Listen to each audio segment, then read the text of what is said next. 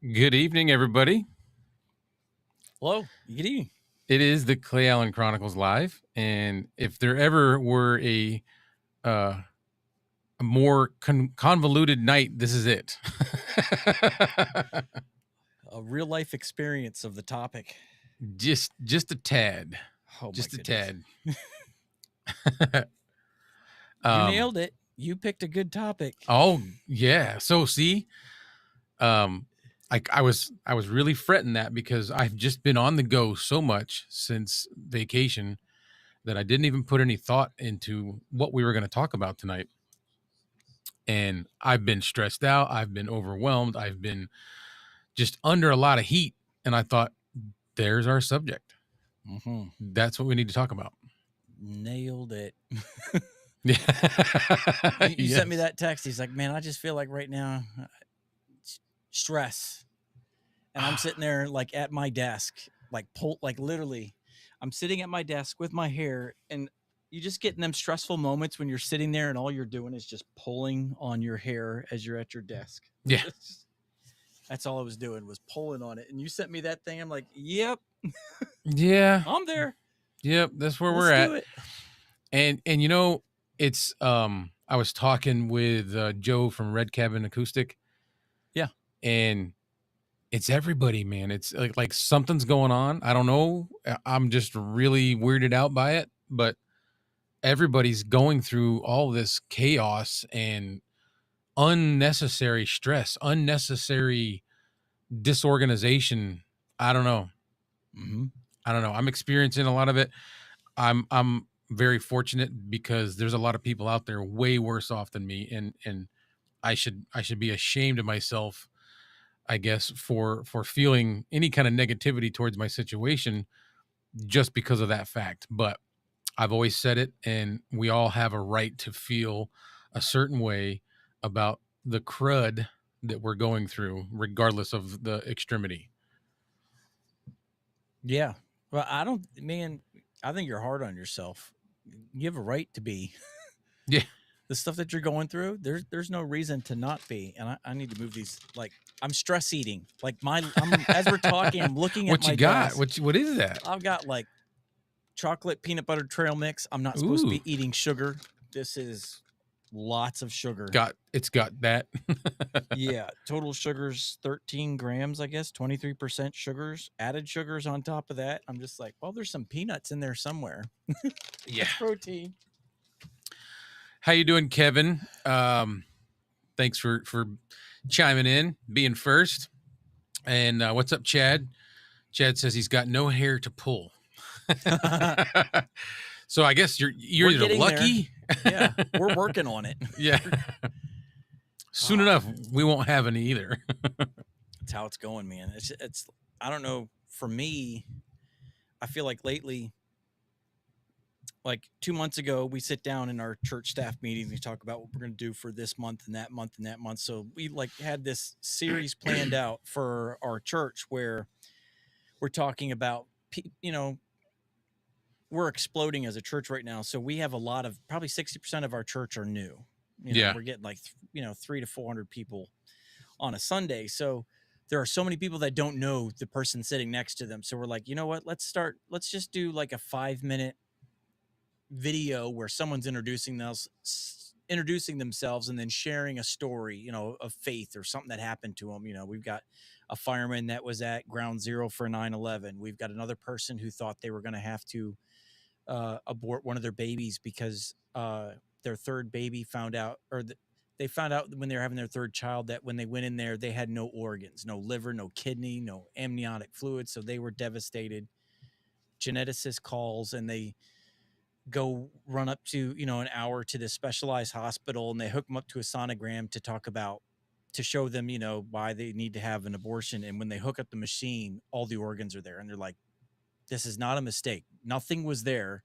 Now they're there. Like he said, I literally have nothing to say, speechless. So just different stories of stuff. Yeah. Good stuff. So of course, video guy, I'm the production guy for the church. I'm like, yeah, it'd be a great idea. You're like, I'll do it. Yeah, I could tackle that. No problem. We got nothing else going on in September. So I was like, so I'm bringing people in, every week, 2, 3 people in, and sitting down with them and recording about a half hour of them sharing a story of something that happened to them and editing it down to 5 minutes. So it's like, how do you like take that much out and still have a cohesive story?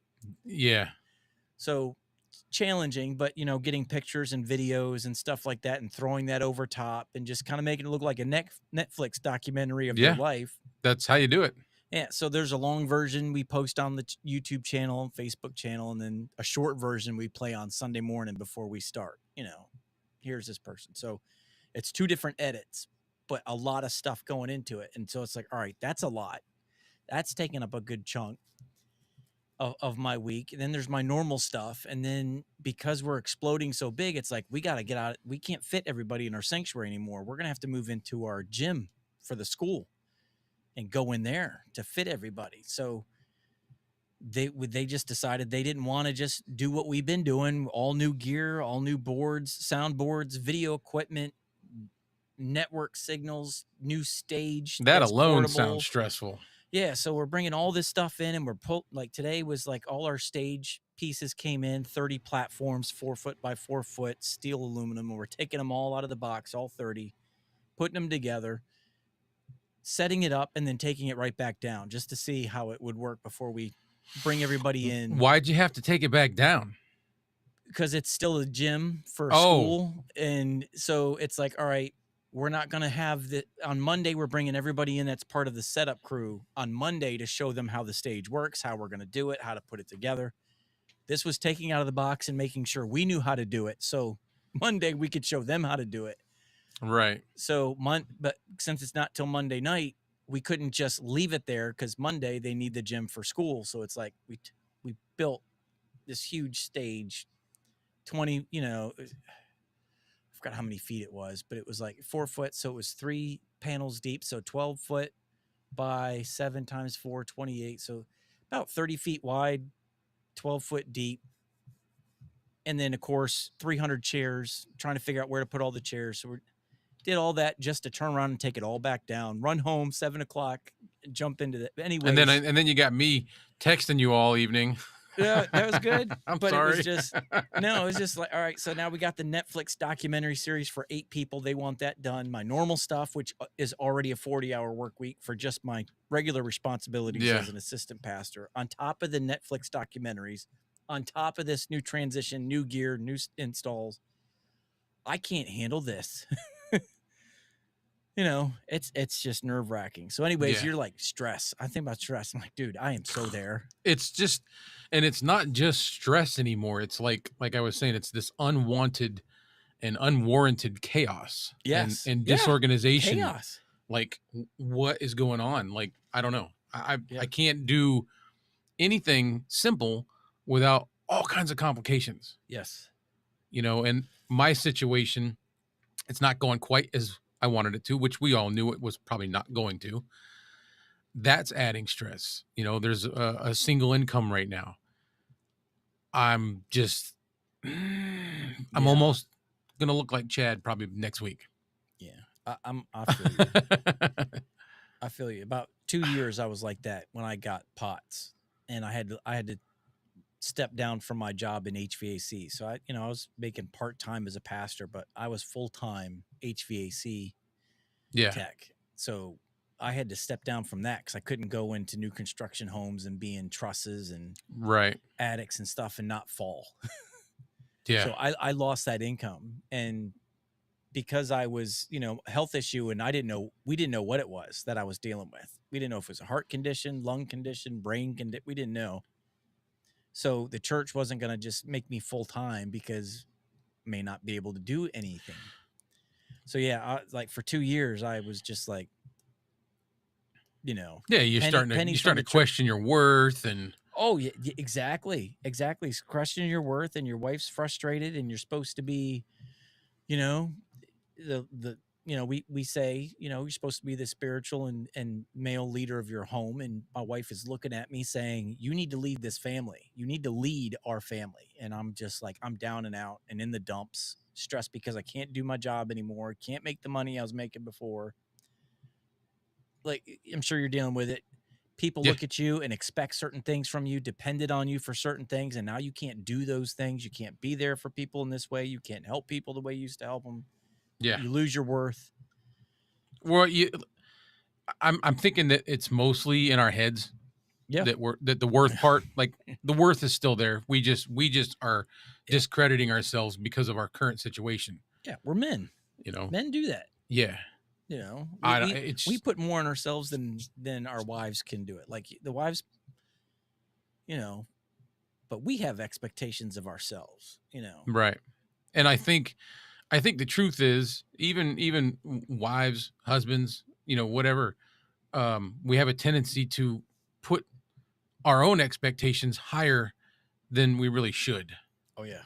You Yeah. know what I mean? We And have to save. We have to lead. We have to conquer. We have to overcome. yeah, and when you're not that, I mean, thank God for my wife. She's toting the bill right now. She's just as stressed. There's the same chaos and disorganization and doubt is riddling her just like it's riddling me. Mm. And I'm trying to figure out how do we balance that? How do we? I don't know. How do you That's survive why I it? wanted to talk about Yeah. it. How do you survive it? Because you're in survival mode. Yeah. You're just trying to get by. You're just trying to get to the next week. And And past experiences for myself will tell me I'm gonna make it. I'm gonna be okay. yep. But it's the part from where you start entering those negative times to where you exit them. All that in the middle is where we're at, Mm-hmm. and it's just like, uh, I don't. Yeah. Do I give up? Should I give up? Do I try harder? What am I doing wrong? What am I doing right? Yeah. I don't know. Do I go out and find something else? But by doing that, you're putting off your dream and your goal and the Well, see, that's sacrifices that that's come with it. You're that's where I'm at. yeah. I'm teetering so close to just saying, forget all this. I'm gonna go find something else. But if I do that, just like you said, Yep. I'm not gonna be able to put in the time to push this other thing, which this other thing could be what I really need. Yeah. I feel like it is. I So ma- I made a similar decision. Like my wife and I were sitting there, and I'm like, all right, I'm obviously not able to do HVAC anymore.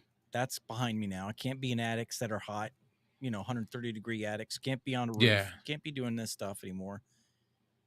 My wife's like, you need to be in ministry. I said, so then the only way we can prove to the church that I can do this is to do it first. So it was like, all right, I'm going to go ahead and I'm going to work. I'm going to do nothing else. The church is going to get every bit of me, full-time work, which is endless hours. And I'm not going to, I'm just going to have to do it and not get the income. And then after a body of work has been put forth and you and can you've look back, proven yeah, yourself. Yeah, no, I for a get it. year now, I have done everything that you would have asked and then some. And then they were like, okay, now we know. And then it made it. But that was a year of sacrificing the income and putting in the work and living, I mean, really dialing it back. See, um, real quick, I'm gonna say hi to Chris with Livestream Consultants. King Paco, how you doing, man? Where it's right there. Chris with live streams says this is exactly where I just covered it. I want to just show it. This is exactly where I am right now. So, as much as we want to go through these things and think, "Oh, woe is me," it's just me. It's not. It's everybody, man. Like I said, I was talking with Joe, and I'm not going to get into any details or whatever, but he's going through stuff too, and I'm just like, man, it's everybody right now. Yeah. And I think what makes it worse is it's not one issue. It's one big issue. And then there's the little things that come along with it that Yeah, compile and compound and make yeah, it so much worse. And I think when you're struggling, you let the little stuff get to you that you shouldn't or used to not. And now it weighs bigger and it snowballs. yeah. Well, And they that definitely worry. seem heavier and bigger in a tight situation. Mhm. I'm gonna say hi to Bill Lockman. That's a buddy. When I went to Florida and we spent a weekend at a Airbnb. That's one of the guys I was with. I've known him since like 11, 12 years old. So are all Airbnbs someone else's house that you're staying in? Yeah. Always wondered that. Airbnb was like, I didn't know if it was just like a townhouse that you could rent a certain room, or you were living in someone else's Well, or staying in someone else's home while they're there. some are you're renting a section, but some are just the entire house. Oh, And that's gotcha. what this was. It was the entire house. And it was just a house in a regular neighborhood in the middle of Florida, like over near Ocala, a town called Dunellen. Um, it was really cool. It was a really nice place. And this guy Bill that's in the chat, he did all the cooking, and he was making us. Here we are, Kevin. We're talking about food. Yeah.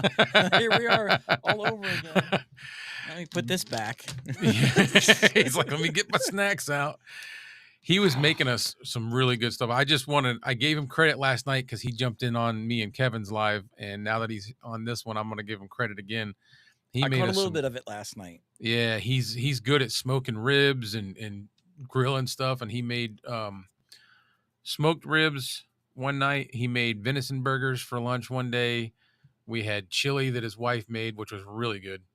Um, what else was there that he did? Oh, mahi mahi tacos. Hmm. It's a fish. Blackened mahi and blackened halibut was good stuff. Like we didn't Oh, we didn't halibut. go Yeah. anywhere to go to eat. We ate breakfast, lunch, and dinner there at the house, and then we only ventured out one day, and we went to a cold springs, and went swimming for like 30 minutes. Got sick of that and went back to the house. Man. The Some house good eating had, though. huh? That's some good eating. Oh, we ate so good. Like so good. We did there was a pool table, a game board. It's like a coffee table with like a touch screen on it, and you can play games on it. And then in the backyard was a jacuzzi, a bar, 80-inch TV, and a swimming pool, and then a fire pit. Wow. We had no reason to go anywhere. I wouldn't. No. we Why? we totally enjoyed. No kids, no wives, no nothing, just the guys, some cigars and some drinks, and that's it. Wow. It rained. Didn't it rain quite a bit while you were down on Yeah, vacation? it Man, it's rained. like every video you sent me was like Yeah. raining in the background. I was It like, rained when man, we were at Epcot. monsoon. It rained. That's kind of why we didn't venture out much when we were at that Airbnb, because it kept raining, or threatening to rain anyway. And we just were like, you know what? Let's just stay here and chill. Yeah, So that's what we did. The football was he's a football fan, so he had football going 24/7 the whole weekend. that's me. Yeah. Me and the other guy, we both don't follow sports at all, but we didn't care. We're like, dude, whatever. This is your weekend, man. Yeah. Now that football season started, that's all I do. Saturday is college football.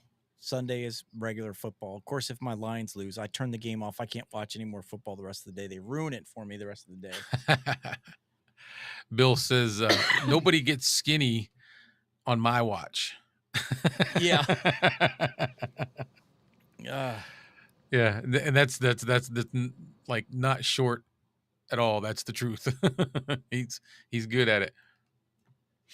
But does anybody else that's watching right now? We've got 8 people. Have any kind of relation to this stress and chaos and anxiety, and it's just, I don't know. I know we're not alone.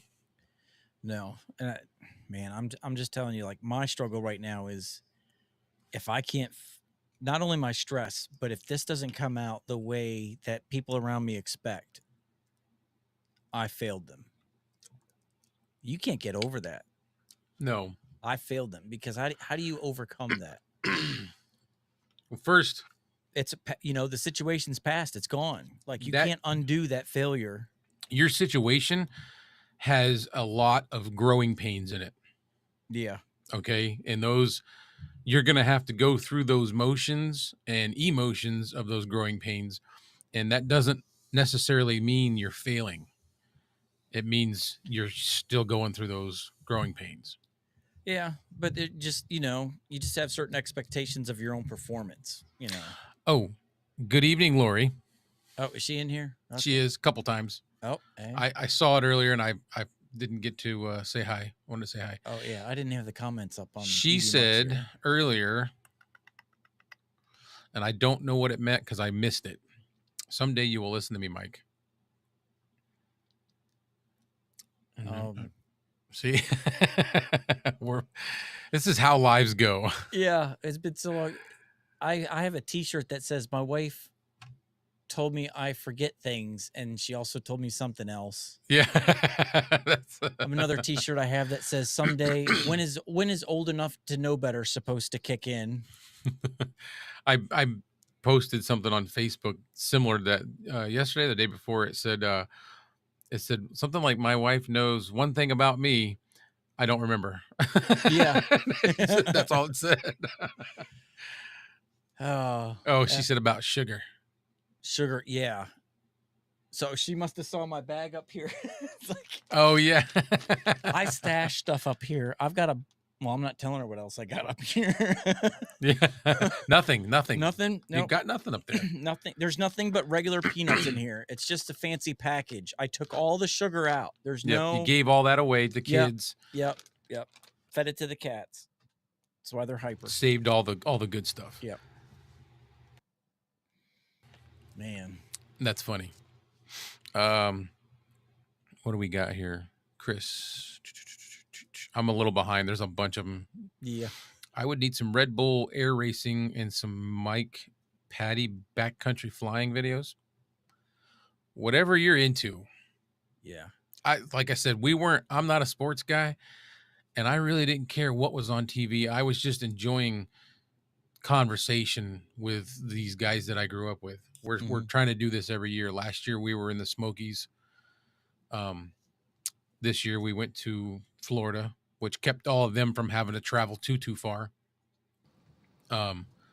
Next is up in the air. There's an off-grid cabin in Montana, or taking the boat that he's got and a couple others possibly and going to the Bahamas on our own, not on a ship. That part's a little scary for me. For him, no, because he's a pro at it. That's what he does. Diving and he's out on the ocean. Let's see. See, and you're kind of touching on something too. We talked about this, like how do we cope with it? And I was thinking where Lori said someday you'll listen to me. I have a hard time stopping and settling and resting.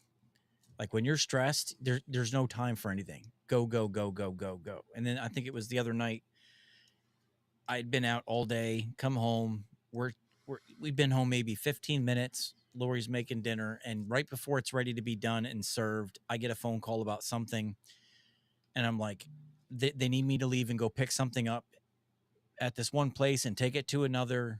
And she's like, you just got home. And I'm just like, yeah, but this needs to be done. This needs to be done. I don't have any other time. This person doesn't have any time. I don't have any time. So it's like, I ran right back out of the house, got that done, and then come home and ate cold dinner. Everybody else had ate, but I'd left right as it's being served. And it's like, she keeps telling me to stop, to say no. And sometimes, and this is what I was getting ready to say, is sometimes the stress we go through, we create because we don't know how to say no. So I wanted to say, in that go, go, go, go, go mode, Yep.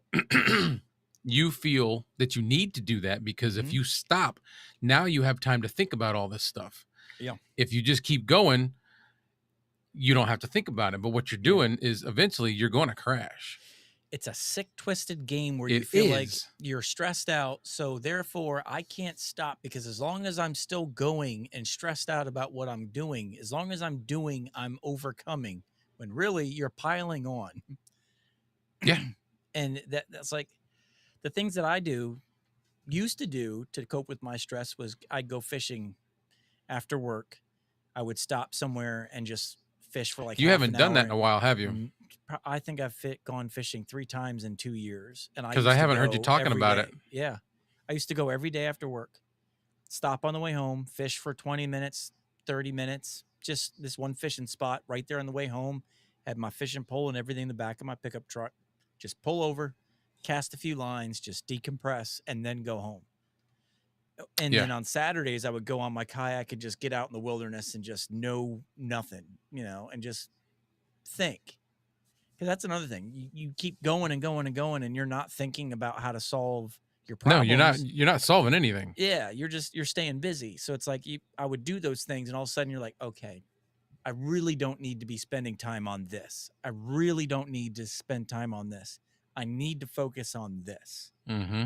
and that will solve my problem. Or, all right, I'm stressed, like money situation. I'm really stressed about this, but then you have a time to get out there and think when you're decompressing, and you're like, you know what, this is worth the fight. And when you assure yourself that it's worth the fight, the Yeah. stress doesn't pile on so much. But when you question it, it's that unease about what you're doing. So it's I have not found time to decompress at all. And YouTube doesn't then help. the other catch 22 thing is all those things that you're trying to do at once. Yeah. And just, you're trying to keep going, keep going, keep going. Yep. You're doing 100% of everything that you need to do about 60%. Yeah. Yeah. Do you see what I'm saying? Like, Yeah. you're not doing any of them to the fullest, or you're Yep. not doing them as good of like your quality Yeah. starts to drop. Yep. And I had to have one of those, I call them coming to Jesus moments, a couple of years ago, where I was tackling, I had a full-time job, I was going to full-time school, plus ministry, plus this, plus that. And I just had to sit down one day uh, with a friend, and just like, all right, what do you really, if you had to cut something loose, what would you cut loose? Because right now you are tackling so much stuff, but you used to, like, there just used to be this bar of excellence with when you did stuff, and now there's no excellence. Now it's just done Just stuff getting that's it done. done. Yeah. Yeah, but Yeah. it's nowhere near what you used to do. No. I know what you expect of yourself, and this isn't working. I know you're not going to be so what do you need to cut loose? And I had to sit there, and I had to shave stuff off my responsibilities, because it was just like you said, you just take on so much, you don't know how to say no, that all of a sudden nothing gets done right. Right. Everything suffers. Nothing is done to Like I said, you're doing everything 100% to completion, but the quality is at like way 60. down. Yeah. Yeah. 40, 50, 40, Yeah. I'm pumping out cars on an assembly line, and yeah, they may look dumb, but as soon as they pull off, like, the wheel comes off because I Yeah. left a lug They're, nut. Yeah. Yeah, they're done. You got them I got done. 30 cars off the assembly line today. Yeah. 15 of them are on the side of the road 2 miles down the road. Like, Yeah. so, yeah. Yeah. Yeah, Bill right there. Yeah. They do a lot of, he's got I think he's got the same boat. It's like a 25-foot or something like that cabin boat. He does a lot of diving. This guy will go down and come up with like big groupers. And I mean, big, like, I don't know. I'm going to go out on a limb and say 40, 60 pounds, maybe even bigger. Uh, and he'll line up the side of his yard when he's out there cleaning the fish. And it's like the whole half of the yard is taken up by fish, Mm-hmm. fish and lobsters. And I don't know. I kind of wish I lived down there just to be around that, because I don't do that stuff, but I can eat it. Mm. I'm old school. Like, I just want to come home and sit on the couch with my wife in dead silence. Like, she was getting on me, because tonight I come home 7 o'clock, and just trying to decompress before coming up here and eating some dinner. And Lori and I are trying to have a conversation. There's my 10-year-old like 3 feet from me blasting some music, and it was just stressing me out. And she's like, "Michael, it's fine. Like, your 10-year-old daughter's listening to worship music, and you're getting mad." And I'm like, I just want to hear you talk. I just need my time alone with you in dead Yeah. silence conversation. And she's like, you need to chill. Yeah. So, And she's not wrong. yeah, she wasn't wrong at all. It was just like, I just had to get off my high horse. Man. Kevin says, I think he's saying, is anyone else's studio their safe space? Yes. Which can be detrimental too, because It'll pull you away. Yeah, because and I'm sure Kevin knows exactly what I'm talking about. You spend more time in your YouTube studio sometimes. I was doing that for a while, And then all of a sudden you're just adding another stressful thing. Like, okay, now I'm going to tackle this video and I need to get this done. And now it's just another stressful thing, the edits, the time, the getting this done and getting it uploaded, you know. Yeah. You get in here and you do all that and you spend a lot of time and you get things accomplished and you feel like, oh yeah, I got a bunch done. The moment you walk out is when you You're start exhausted. realizing everything. Well, you're exhausted, but you realize everything that you missed out on. Yeah. That's what I'm saying. You Like, know? this was not decompressing. This was No. just another thing to be stressed about. Like Right. today I was trying to, I got the new Shure MV6. I got this like 2 weeks ago. It's the Shure's new gaming mic. They've never made a gaming mic before, but now they Oh, made one. I didn't even know that was out. Yeah, I did like there was nothing. I was just on Amazon. I'm like, whoa, what's that? Gaming mic? Sure. Okay. USB only. Looks cool. So I got it like 2 weeks ago. Of course, shut everything down 2, 3 weeks ago. I haven't touched it. So today I get up here and I'm trying to just do USB microphone comparisons with that thing. And I was getting ticked. Because Why? every time I go in there and switch USB mics, I'd unplug the cable, switch to another microphone, go in OBS, switch it to that microphone and it would crash every time. Ah, So then OBS was crashing? yeah, every time. So then it would crash, then I'd open it back up, but it would only open in safe mode. You can't do anything with it in safe mode as far as changing things. So you have to close it back out again once you open it in safe mode, and Yeah. then reopen it in normal mode. Normal mode. Yeah, that's And what I now you do. can do it. So every microphone, how many? 1, 2, 3, 4, 5, 6. It's like 7 microphones. So every time it was OBS crash, reopen, close it, reopen, switch it, record it, go to the next microphone, crash. And it was just, I was losing my mind. So it's like, instead of this being my safe space, like Kevin was saying, and It was de-stressing, creating, yeah. I was more frustrated. I was like, I don't want to touch it. I don't want to edit it. Like, I got all my segments and clips recorded, just raw segments. And I'm like, I want to deal with it. I walked out. Like, I'm done. I don't want to touch it for another 2 weeks. I don't even want to look at it. So it's going to be. Yeah, it's going to be for me, like you, Mike. I need a space and a time to shut everything out. Yes. Just for a time, usually about an hour for me, then I'm good to go. Yeah. And that's the sad part. Like an hour, half an hour to an hour. That's all it takes. But when we're stressed out, we refuse to give ourselves that half hour because we feel like we should be doing something, tackling something. So we'll go on doing everything half-assed, Yes. not finishing it all the way. Yep. It's got to change. I'm telling you. It's funny that because we've got all these like solutions in our head when somebody else is talking. When somebody's coming to you, oh yeah, for advice, you've got it for them. Hey, I'm the voice of reason. That's what my Chronicles channel is about. It's like the reason, and none of that applies to me. Yeah, dude, I'm a pastor. People call me out, like, how do I handle this? Well, first off, you need fix to slow everything down. for them. Yeah, slow down, focus on this, spend time with your family, all that stuff. Like you were saying, all that stuff matters. It means nothing. Like it just means nothing in the grand scheme of things. Focus on dial it back, slow it down. And what do? Just like, all right, I got it. I got it. I got it. I got it. I got it. I can do it. Take a break. Nope, I'm good. Yeah.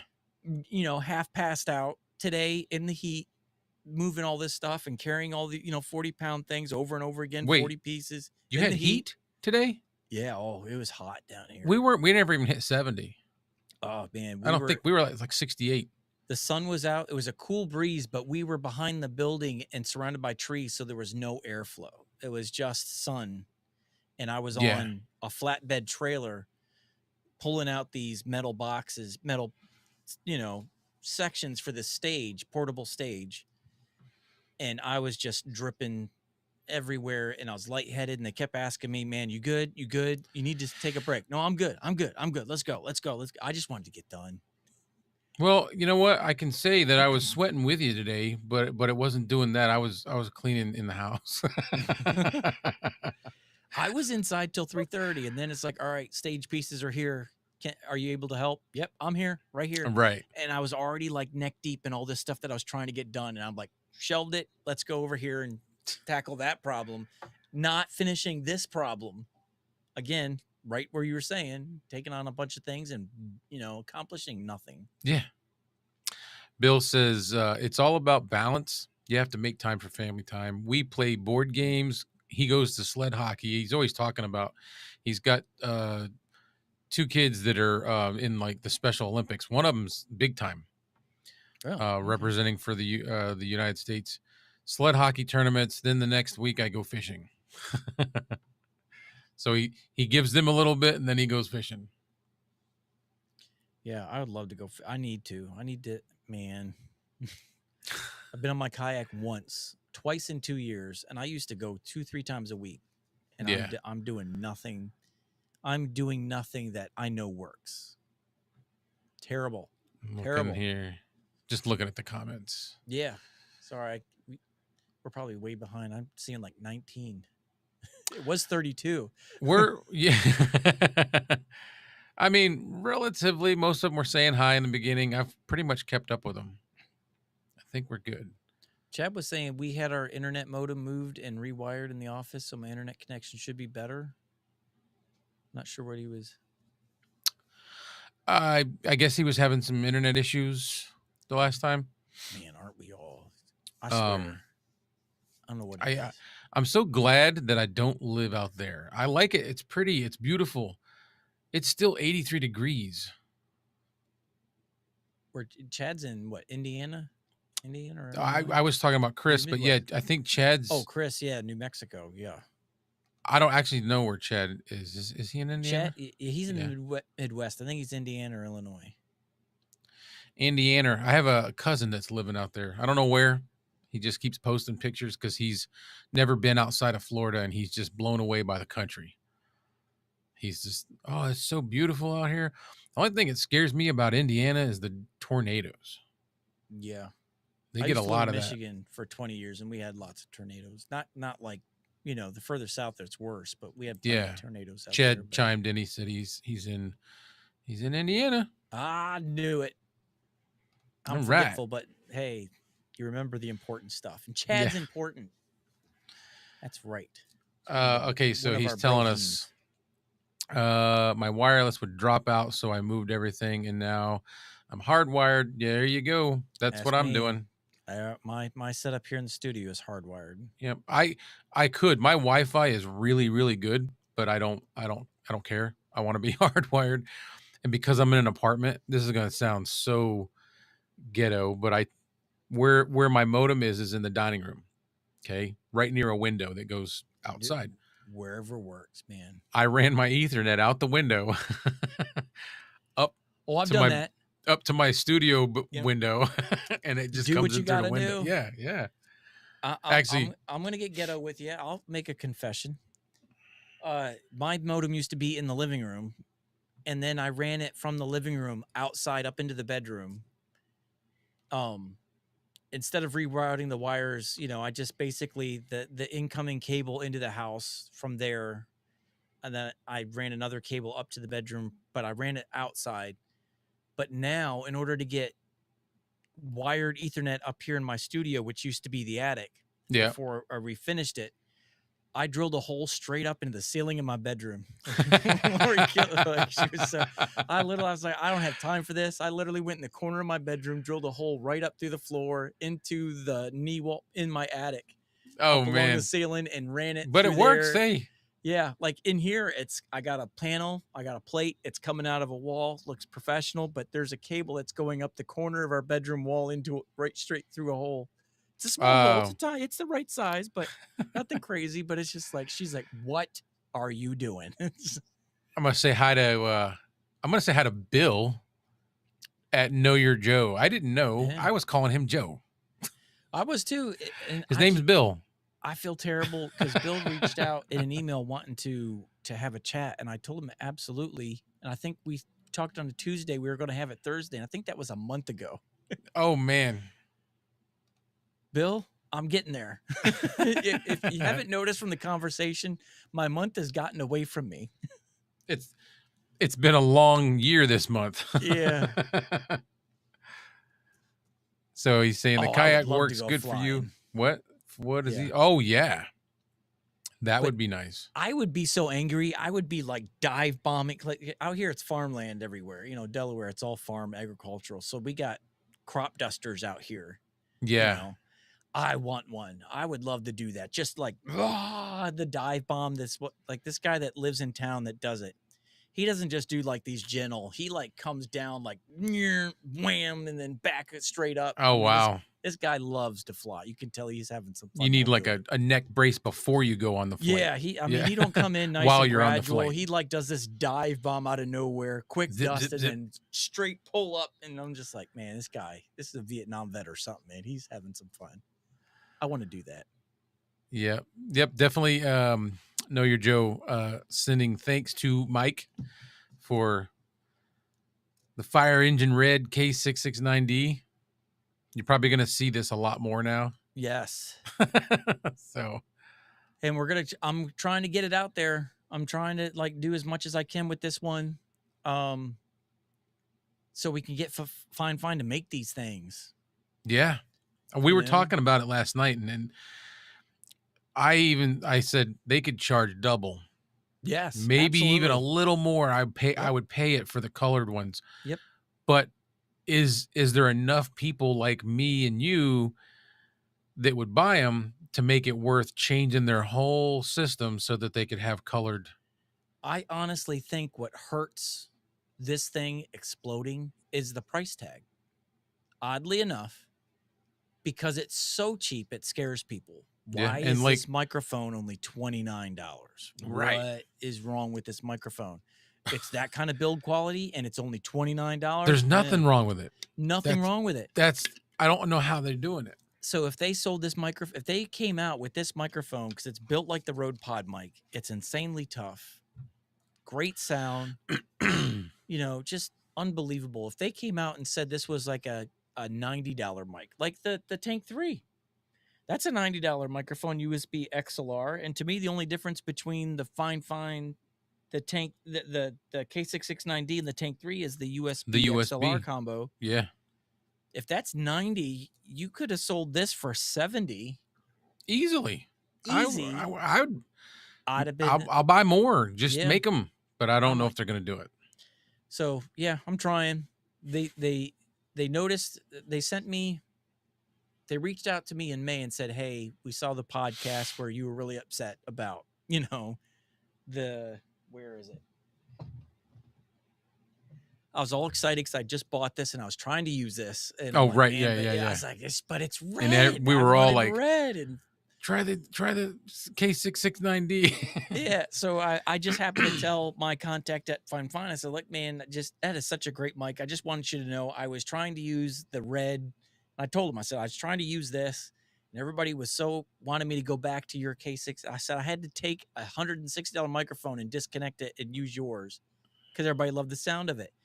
I said, but I said, now what was funny is I wanted a red microphone. And they're like, oh yeah. So they went and watched it and they come back and said, tell you what, we'll make you one.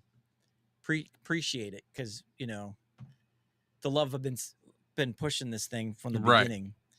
So then I guess because just to make it cost effective, instead of just making one and having, I guess, whatever system machinery they got. So they're like, I'll tell you what, you got a 4-person podcast on your other channel, we'll make you 4. So I was like, oh, awesome. Thank you. And then next thing you know, it was 5. And then they said, hey, we sent you microphones and it turned out to be 6. I'm like, wow. So it went from 1 to 4 and now 6. Nice. Well, I had the 2 extras. I'm like, well, I got 2 extras and they're like, just give them away. So I was like, all right, well, who can I think of? First person I thought it was you because we do our podcast. It was our podcast that got noticed, only fair. I said, yeah. I got one more and I know Kevin is so jelly right now. But I know. Like, I sent it to Bark because Bark was the guy who found it. Like I found this because Bark found it. So did I. Yeah, there was they weren't advertising it. They still don't. Like it is hard to find it. When I went into Amazon and typed find K669D, it didn't show up. You had to scroll down like half the page with the exact description just to find it. I went on Fine Fine's website. It wasn't even on there yet. So I was like, Bark is really the one who discovered this thing and made the video, which got me excited. So I was like, dude, since you're the one who really started this whole thing, I wanted to send it to you. So as a thank you, Yeah. because I wouldn't have this if he hadn't made that video. So hopefully, with him having one and using it on his channel, and us using this one, we'll get some love out there. And if enough people keep talking about it, and I'm gonna let Fine I'm know, not going to stop talking about it. So yeah, I'm gonna tell my contact at Fine about how much, like, your podcast yesterday. I was watching it and I was looking at all the comments of everybody talking about it, you and know what I'm then going to be doing? I'm going to be sending a picture, like a screenshot of my view, what you see right here, to my contact at Fine. yeah, I was like, hey, and in Bark's video where he did the wireless headset and he happened yeah, to just hold it up in front of the screen, and all the comments were going like, dude, that is yeah. Whoa, what? Hey, where'd you get that? so. Yeah. I think we can make it happen. I honestly feel like they're like, you know what? Let's see what what the feedback is once we send these 5 out, which ended Right. up being 6. And then if it's good feedback, we might do this. So we just got to keep talking about it. Just got to keep talking about it. That's what we're going to I'll do. make it happen. I King would love Paco, blue. please tell us what stresses you out. Okay. You first. Your podcast. Huh? He said, you go first. It's your No, show. he said, you want to know what stresses me out. Oh. So I'm asking him to Yeah. go ahead and tell us. Oh, Tell yeah. us. That's what we want to hear. Gotcha. No, we can keep talking Yeah. tech. I was like, man, we can go all You know, day. this What stresses is me this out. is the way that me and you, all of us, this is how we de-stress. Yeah. Talking about the things we love. You know what? I think the most truthful statement we could make on tonight, and this is like gut check. I have to come to the realization that the thing that stresses me out the most while we're waiting for King Paco's response, I stress me out the most. Yeah. It's my fault. I can't bury my head in the sand, bullheaded, stubborn. And Lori not to telling me sound, how to do it right, not listening. Hope I she's don't not listening now. I don't mean to sound negative because it's not negative, but it is your fault. Yeah. Yeah. It's my fault. Yep. It's our own, we are our own demise. Yeah. And it's something I'm always preaching on is not stressing out over stuff that you can't do anything about, because there's no point. Yeah. It's wasted energy, wasted time that you can't get back. Yeah. A phrase I say all the time, especially other people: know your no's. Yeah. You think you're saying no to this and this and this, but really what you're saying no to is your family. You're saying no to your decompression time. You're saying no to self-care. You're saying no to yourself because you're constantly trying to fix things. And sometimes you got to just stop trying to fix things and let it play out. Yeah. So this is what stresses him out. Yeah. Truth. Yeah. Truth. So me too. But the one thing that I really want that I can't copy everybody, well, there's two. And this is getting off the subject, but on to Mike's again. The Ethos. Yeah, Earthworks Ethos. I was gonna say that. And the LS208. Yes. And for me now, I want the SE 4100. I want that so bad. Did I listen to that one? I can't remember. Yeah, Bark has done one, and Bronson did one on that same microphone. And to them, it's like they can't decide if it's the LS208 or that one is their favorite. They're so close. Is it Lawton Audio that makes? Yes. No, I'm thinking of something specific. The Time Preservation Society. You ever watch him? Mm-mm. He did a thing on a mic, and I'm trying to remember the name of it, and it was this huge thing. I mean, this thing looked like a This is YouTube Time Preservation. Yeah, the Time Preservation Society, and he did a video on this one microphone. This microphone's like $1,800. I can't remember what it is now. Oh, I've seen him before. It's an omnidirectional microphone, but it sounds amazing, and you don't need to do any processing to it, nothing. But good Lord, I cannot spend $1,800. I can't even buy a $400 mic. Let me see if it's this one. I don't think he puts any links in his. There's the Roswell Mini K87 Smooth and Rich. I can't, but If I you remember if you're on watching his him. channel, Oh, you'll there it find is. it's Loudon a Audio FC387 Atlantis. Atlantis. There The you mic go. of all mics. And then the That one. microphone review just under that, the SE Electronics SE4100. And If he's you got the haven't smoothest mic watched under 350. that video on the Atlantis, watch it. Okay. It's a that man. Ugh, it's it's so good. He's got a good voice too. Yeah, he does. I like it. He's got a good. He knows how to tell a story. He's with very his videos. theatrical. Yeah, he can. Yeah, He, very he doesn't just animated. do a review. He tells a story as he's doing it. No, he's good. He reminds me of the guy that the author for not Lord of the Rings. What was the other big show on HBO? Game of Thrones. He reminds me of that author guy. What's his name? J.R. Martin or something. I don't know. He reminds me of that guy. How much is this microphone? I want to know. Oh, here we go. Here's a link. Good Lord. Oh my. $1,700. Yeah, I told you. $1,700. Yeah, $1,700. But I'm telling you, watch the video. That's gonna be next on your list. You're gonna be like, nope, I gotta have one.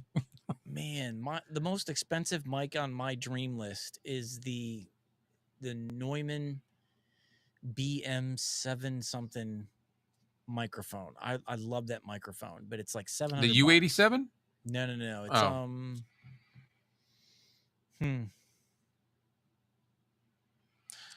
Yeah, Kevin's talking about the Ethos video that Dave did. Oh my god, am I freeze? Oops, Did I sorry. freeze up? There was some really good edits in that. I don't know if everybody was catching on to it. I don't know. Did you get to watch it? No. Which Kevin's on? No, Dave Saltura. Oh yes, the Ethos you're talking about. Yeah. Yes, I commented this morning. I was like, dude, as far as intros, chef's kiss, bro. The intro, everything, like the edits that were taking place in that video, I was paying attention. Whenever he would say something like step back, it would zoom out. You know, and if he said anything, and I guess it's his wife that's editing for him, or he's got a couple people, but they were editing and doing things to what he was saying, and it was really cool. I was like, where am I at? I am struggling right now. My computer is acting stupid. I can see on my phone that I'm still good, but on my computer screen, I'm frozen, even though I'm not frozen on the live stream. You're what? Like my computer screens are frozen, but yet I can look on my phone and I see I'm not frozen. No, you're not. But yet I can't do anything. Because everything froze? Yeah. Oh, there we go. Finally busted loose. I was trying to do a screen share of this Loudon Audio microphone. There we go. Oh, yeah. By all means. Let me get this off. Yeah. What is the Eden? Oh my. Oh, It's look at the that same- mount. Is it the same microphone? No, it's not. Oh, no, there's something different. Yeah. $3,000? No, thank you. What? Wait, go click on it. This one? No, the $3,000. Oh, yeah, okay. Oh. Why? Yeah. The Eden LT386 large diaphragm condenser. Yep, Good. that's something I'm never going to have. No. I'm never going to have that. If I ever bought this microphone, it would be the first microphone I get to use after my divorce. You know? Yes, exactly. Man, this is de-stressing, though, looking at dream microphones. Oh, but yeah, there's that microphone, and then I really want this, where is it? The SE4100.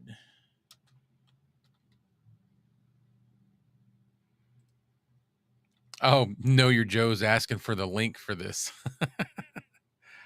Oh, yeah, I'll bring it back up here in a sec. I think he's asking for wait. That's the microphone I want. Okay, yeah, the Atlantis. So maybe he's looking for a link. Yeah, I've seen that. That's a good one too. Oh, I love the sound of that. Know Your Joe might be looking for a link to um the Time Preservation Society's channel. Oh, okay. Yeah, here. Let me I'll post the link here. No, no, no, no, no, no, no, no, no, no, no, no, no.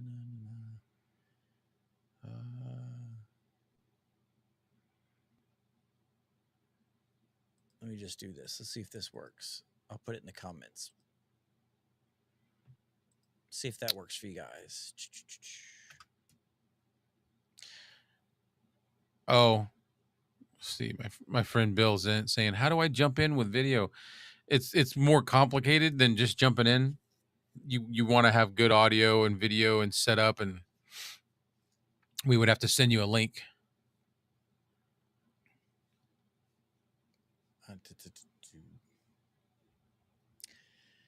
Oh, and then, to add to stress, I was doing my live stream podcast on my other channel on Tuesday, and I just went to take my Rode headphones off, and as I was taking it off, I heard a pop, and then my earpiece was just hanging. Oh, I cracked the buckle right here, just pulling it off. Wasn't did you even like just normal, did you wasn't fix even it? aggressive. So I emailed them because I remember Tom Buck saying something. If you let them know, they're really good about replacing it. So I sent him an email just saying, hey, I was taking it off and it snapped. I sent him a picture, of my Amazon invoice when I bought it. And they said they have lifetime warranty on these headphones. So regardless of what it is, as long as you have proof of purchase and a picture of the damage, they'll replace it. So they said they were going to send me a replacement. So I don't know if I got to send these back or they're going to let me keep them in pieces. What'd you do? How'd you get it back together? Right now, I just happened to get it back inside and snap it real quick, but it's cracked. Oh, so I'm going to have to put some Velcro to keep it tight. But yeah, that's you got to be careful. You got to. Yeah. Two hands. I was like, man, after this month, come on, man. Come on. My stuff is breaking on me now. And then on top of that, my Fifine K699D, I took one of them out of my setup at my wife's house or my in-laws to bring over here for tonight. And somehow I must have dropped it and I chipped the paint. There's a little section of just a little teeny little chip, and it's gray. I did notice underneath. The threading on the bottom. Mm-hmm. We're gonna end up, as we take that piece off and on, we're gonna end up stripping the color off of it. Yeah, but that's all right. Yep, you can't see it. So yeah, so I can see this one little spot right here. So I was like, I'll just flip it to the other side and turn it around, but you guys can't see it, but I know it's there. So I'm just gonna take it back over to our podcast setup at my wife's parents' house and just swap this out with one of the other ones. One of the ones that isn't. They're not gonna care. Yeah. Over there, because they don't, they're not trained in mic placement, all that other stuff, so they can get right up on it and you can hear the mouth squishy squashy stuff. So I got them all the fat. Oh yeah, chunky. Yeah. So every one of them is like this, so you can't even see the chip with it like this. So I was like, I'll just take one of theirs and swap it out. Yeah, I would imagine you got to keep those pop filters on for all of them because they're not as good with mic placement and yeah. And one of them's good with mic placement, but they some people like to be right up on their mic. Some people like to be a little bit further back. I mean, I see it all the time with my sports podcast or my sports radio show. I watch it live on YouTube, and it's funny because I'll see some guys that are just literally their lips are touching the capsule as they're talking. Yeah. And then some guys are way back here. I actually changed. I had it in this suspension mount. Yeah. Mm-hmm. And I said, no, I'm taking it out because I want everybody to see it. Yep. That's me. I love the way it sounds with this on here. I know. It sounds good. This, but you can't see nothing. But you put this thing on here and all of a sudden it's just like warm butter on a melted biscuit. No, it sounds good. Melted butter on a warm biscuit. Said that backwards. There you go. But a hot knife through butter. Yeah. So on the podcast, I pull it out just enough so you can see the lettering. So that's how I have mine on the other channel. Plus, that creates a little air gap, so you're making it even better plosive rejection. Yeah. But it just looks so much cooler like this. So Let's just a little see. extra processing, get that bottom end back in there. Bill says, "Can we talk about food now?" Yeah, really, honestly. I had Taco Bell for lunch today. What did I have? I think I had a piece of reheated pizza. That's what I had for lunch. I had Taco Bell today, and I was like, you know what? My daughter's homesick. My 10-year-old, she loves the 5-layer beefy burrito. I'll get her one. So I'm sitting there, and it was just so good. I'm like, I can't not eat this. So I ate her burrito. Come home with nothing. I haven't had Taco Bell in a little while. Man. That's one of my go-tos because I'm like, it's fast food, I know, but it's like all lettuce and cheese and tomatoes and some meat. I'm like, that's all good stuff. Yeah. That's what I fool myself with. Oh, Kevin, I see your comment here. Mike, have you ever tried the Earthworks icon? If so, how does it compare? I want to try that one. I have reached out to my contact at Earthworks and he said yes, but they're in the middle of a push right now for new drum mics that they just did. So he said once they get done with that push, he would send me out an icon. Now I asked for the USB icon. It's a USB only, but it's like the Shure SM7B of USB microphones. It sounds so good. But I think Mm-hmm. I'm just going to ask him if he could send me the XLR Icon. I think it's the Icon Pro. And I'd like to have that one because apparently the difference between the Ethos and that one is there's more space you can have between you and the microphone. I remember EPOS Vox did a review of it. With the icon? Yeah, the Icon, the XLR Icon, you can actually have it more of a gap between you and your mic. And it sounds great. It's meant to be a little bit further away. But Yeah. they sound great, and I want one. And I've let my contact know. I'm like, okay, I'm ready I, for I another want one. I think And send it to me. if I've got to choose, I want the Ethos first. Yes, Just I because want the I've Ethos. listened to both of them and I really like the Ethos. I do like the icon. I've heard it. Mm-hmm. I just want the Ethos first. Yep. But yeah, I want the Icon. I want the USB one, and I want the Icon Pro, which is the XLR. Mm, So hopefully I'll get one here in the next month or so, and I can hopefully within the next month, and I can do my review of it. yeah. So Chris had sent me a thing, and this is what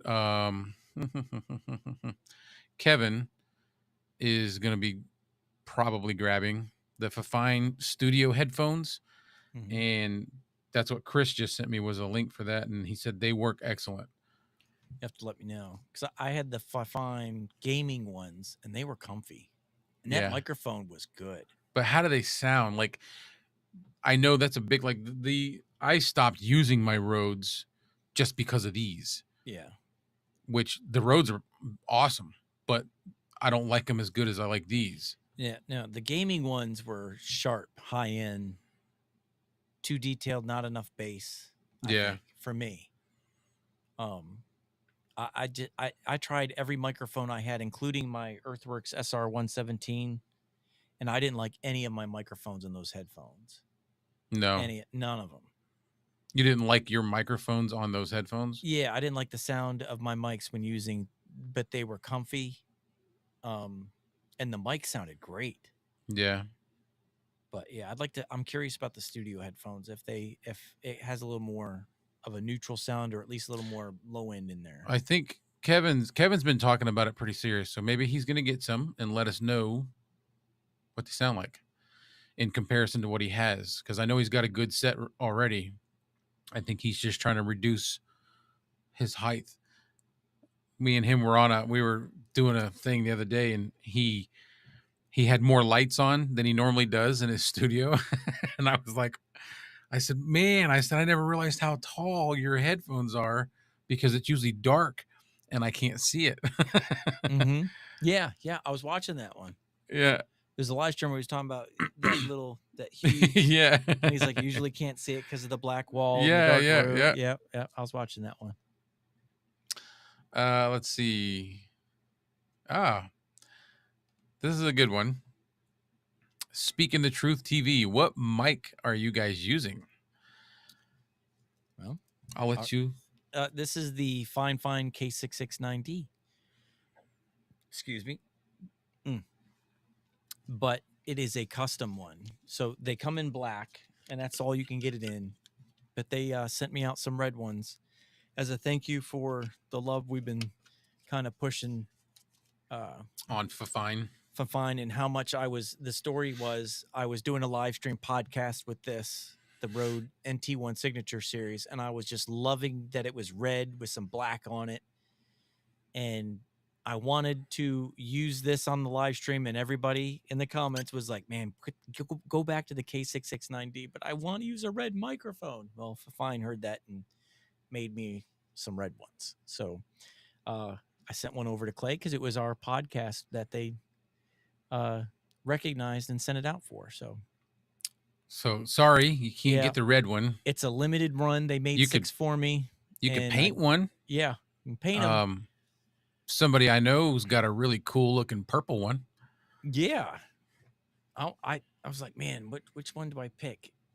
Yeah. What color? But I was like, I really want that red and black. Oh, red. This is But good. This now is I like would so Star Warsy. Yes, it's Darth Vader. The red and black, the white and black with Yep. your pod mic pop filters. Yeah, and I got Mandalorian statue behind me right there, Star Warsy. Yep. See.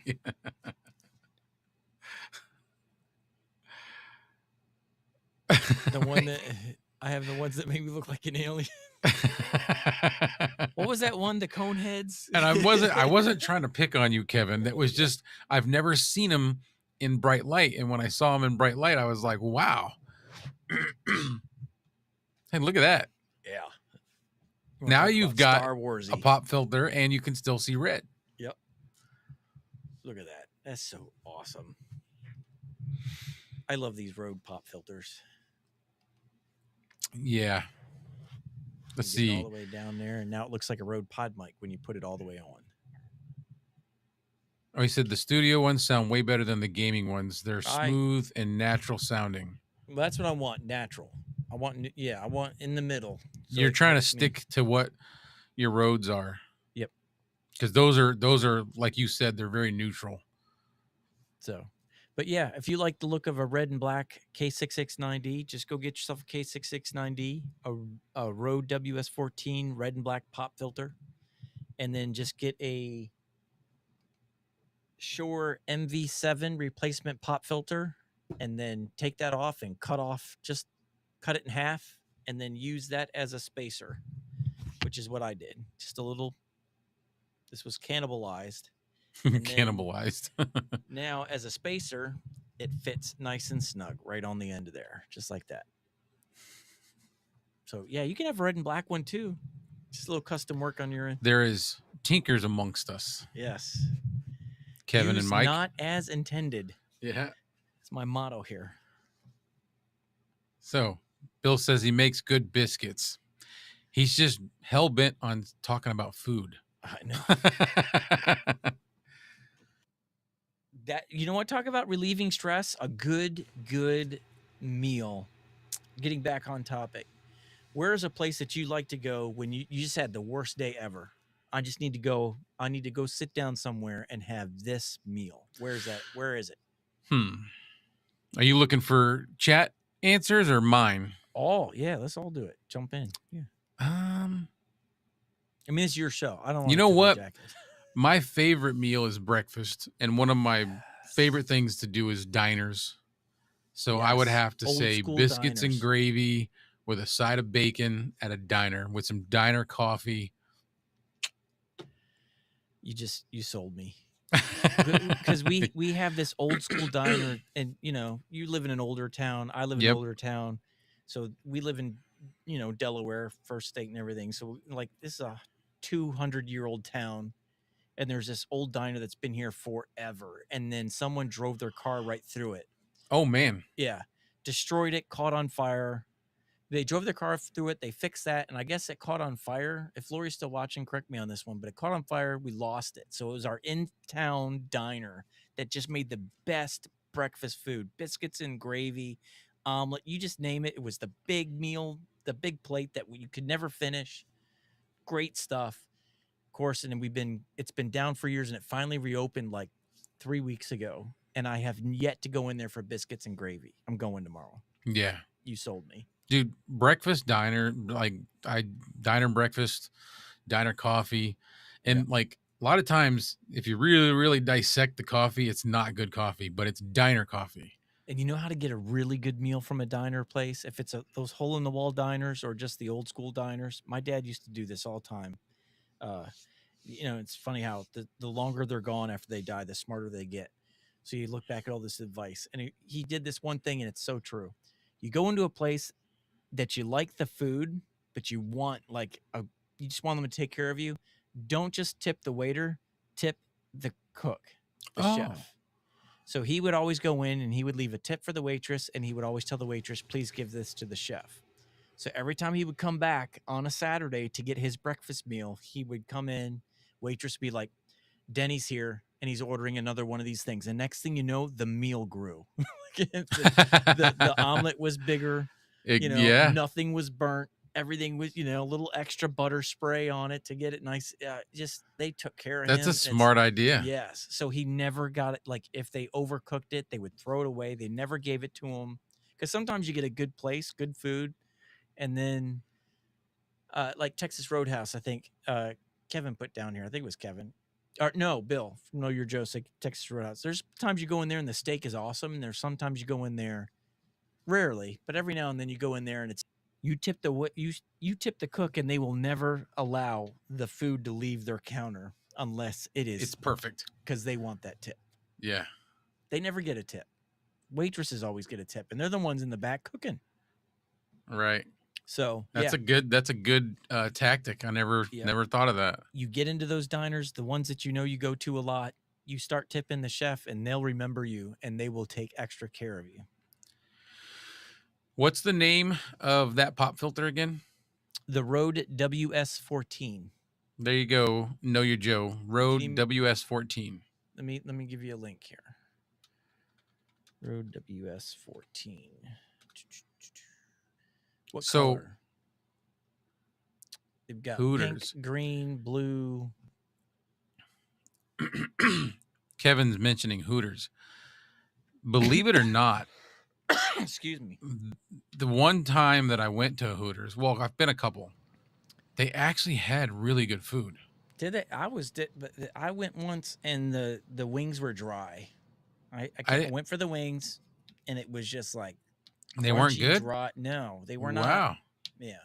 I've had good wings there, and I've had my favorite thing from a Hooters was a I don't remember what kind of fish, but it was a fish sandwich, and they gave you a fish sandwich that was like the entire fillet. It wasn't just a little piece of fish; it was the entire fillet hanging out, sticking out past the bun. Nice. I was like, this is a good sandwich. I'm trying to I guess Amazon is like running out. They used to have all the colors on here. Now I only see pink and green. The blue you can only get if you buy a Rode Pod mic with it. Yeah. It's street tacos. I'll put a comment what it is in the comments here. Chris, the best street tacos I ever had was when me and my wife went on our honeymoon. We went to Aruba, and there was this Mexican type restaurant kind of next door to our resort, and they had Taco Tuesday, and they were $1 a piece. So that right there made them the best tacos. On top of that, it was those corn tortillas that are like soft tortillas, but you can really taste the corn, not the flour tortillas. That's usually what good street tacos are made with. They had them on those, and they were just flat on a plate. They'd bring you out 2 at a time, and they had pulled pork and then some other meat, and they were $1 a piece. I think me and my wife forced 8 of those things down our bellies each. Not like is it Mike Myers? Get in my belly. Yeah, get in my belly. They were just so good, man. They were really good. They had this like cabbage on them and this weird sauce that was like Uh, all right, let's see if I can catch up. Wow, I cannot catch up. There's a lot. Uh, let's see.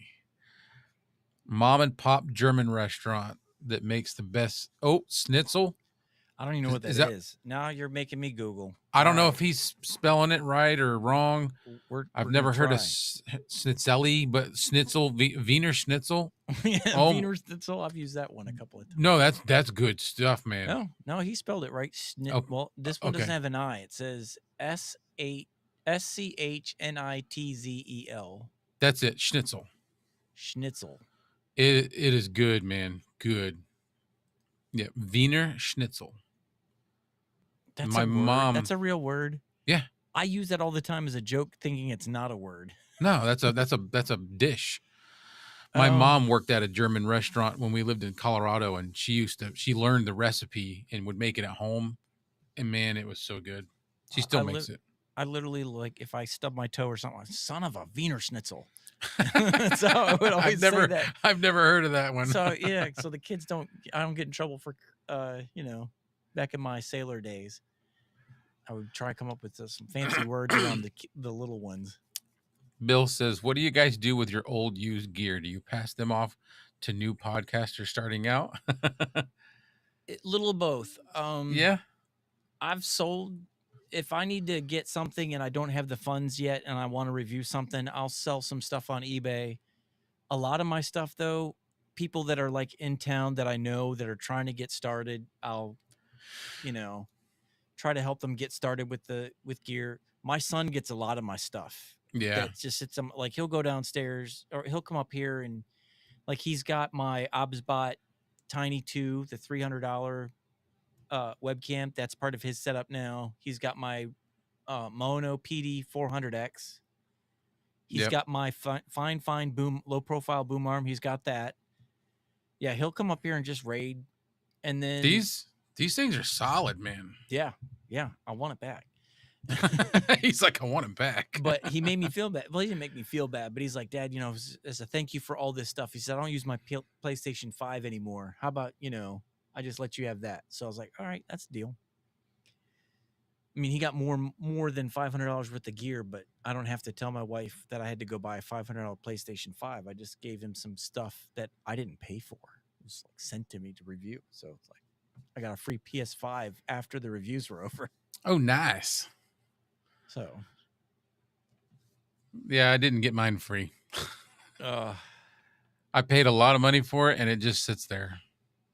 I uh don't ever feel like I have enough time. I bought a capture card so that I could yeah. try to start doing some gaming, streaming, Yep. just for fun, just to sit there and chit chat and play a video game. And I feel like I'm not good enough, and I just haven't done it. I tried to do that when I first started YouTube. I was like, I want to do a gaming channel because I love playing games. Everybody says I'm funny. I'm Yeah. not that funny, but I was like, all right, maybe I can mix in some humor and some gameplay. I know the way I play is funny because I'm like, you go into Call of Duty and I'm the guy that draws fire. Like, I'm not good. So Yeah.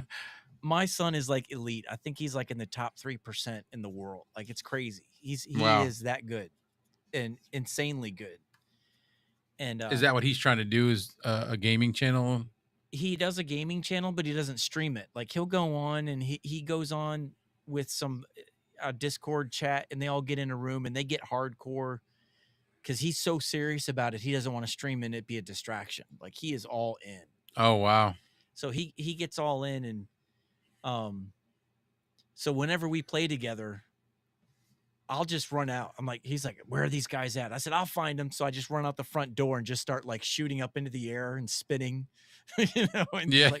and then when they start shooting at me, he knows where they're at. And sometimes we'll get in them trucks and drive across the map, and I'll jump on the hood of the truck and spin in one spot while firing my rifle as we're going down the street. He's like, Dad, what are you doing? I said, I'm drawing fire. Go get him.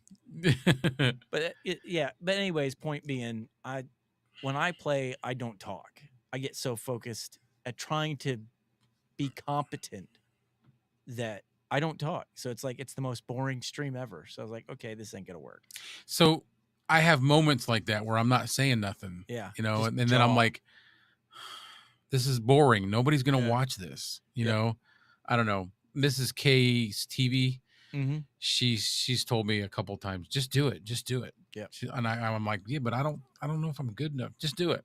She's not wrong. Yeah, if I play by myself, I'm boring. But if I play with my son, where he can be the one that gets all the kills while I draw the fire, Yeah, that's funny. But getting him to he doesn't play Call of Duty that much anymore. He's playing some other game now, Arma, something Arma. But Armageddon.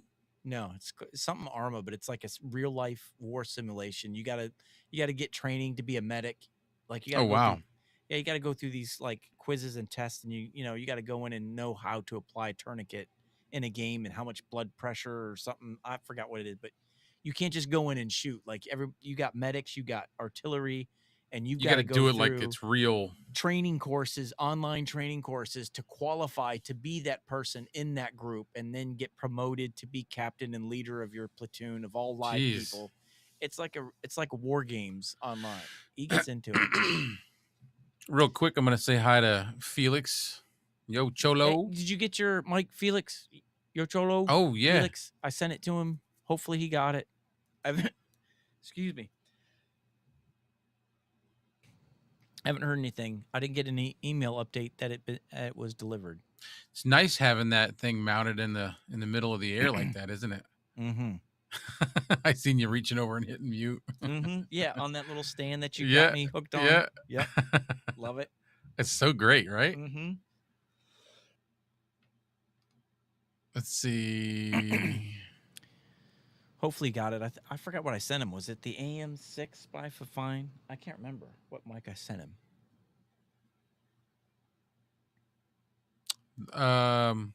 Yeah, I just need Yeah. to be the guy that pushes the big red button. Yep. Sometimes you just got to go in there and throw a grenade and blow some stuff up. The big red button. It's crazy how many pastors I know play Call of Duty. Oh, really? Yeah, because they're all like, at the end of the day, so I just need to blow some stuff up. Just gotta get some of that aggression. Everybody else's problems. Yeah, you just like absorb all this toxic energy all day long. You just want to go and lay waste to some like car. Right. Be a suicide bomber. Yes, my mom made really good shrimp scampi. They still make it. They were gonna make it when we were down, but my wife and kids all were like, ew. So they didn't make it. Actually, my daughter would have eaten it. My stepdaughter and my wife and my stepson were like, no. I've never had it. Never had it. Oh, shrimp scampi's good. Used to sell it all the time. Used to be a Schwann's guy If long time ago. If you like butter and garlic and you like shrimp, you obviously like pasta. Everybody likes pasta. Oh yes, absolutely. Love and shrimp then and pasta. throw a couple vegetables in it, and it's really good. Have to try it. Really good. Gaming is good stress relief. It is. I can't say that because I get stuck on levels all the time because I'm not that good, and I will spend an hour in the same level repeating it because I keep losing.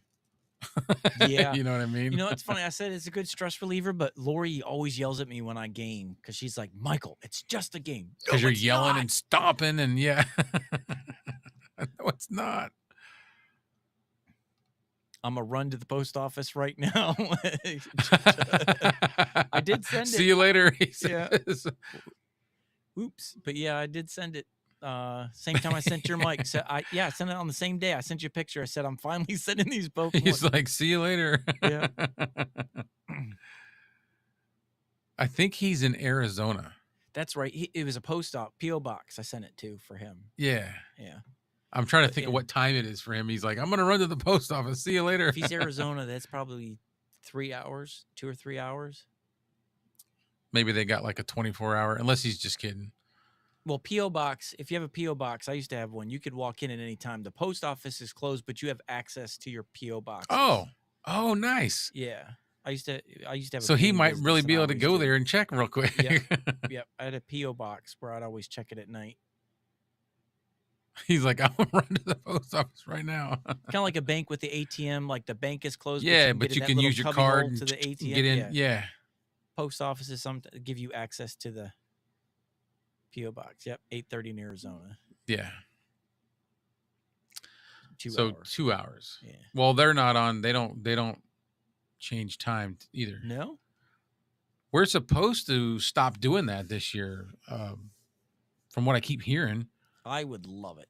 Yeah, like Just I, give me a time and leave me there. I thought we were supposed to do it this year because it was supposed to be last year and the year before, and it never happened because of COVID. And I think they're gonna stay on this time that we're currently on, which I would love them to do that Yeah, because I don't care which wintertime one it is. Just leave we me there. already lose light. It gets dark. What's Delaware like? Same. It's dark right now. I mean, No, 10:30. in the It's in the dark in right the now. in the heat, like in the dead of winter, when you've got the least amount of daylight. What time is it when it gets dark there? 4:30. Okay, same By as here then. 5:30, it's like 10:30 Yep, at night type same here stuff. then. Yep. Yeah. I hate that, man. 4:30. Like, come on. Yep. Yeah, you get off work. I used to get off work at 4:30 when I was a salesman at a lumber yard, and it was like by the time I Dark. got home at 5, it was pitch black. Yeah. I In Michigan, it was the opposite. Like I remember in the summers, the sun wouldn't go set until 9:30. and that's my point is like Yeah. we already lose daylight in those months. Why shortchange ourselves even more? We don't have kids coming home from school having to work the crops anymore. There's Yep. farmers out there, but they've all Yeah. got machines with lights and they can Yeah. go out at night and Yeah. That's what like it's all farming out here, and they're all telling me the same thing. Back then it was fine, but now, like, I have a buddy of mine who's a millionaire, owns a farming, huge farm land, just land all over the place. But um, he's like, dude, I don't even drive. I sit in the cab. The computer drives. He just watches TV shows while so he's they're sitting doing in the it all cab. GPS stuff. Yeah, it's all GPS. It's all guided.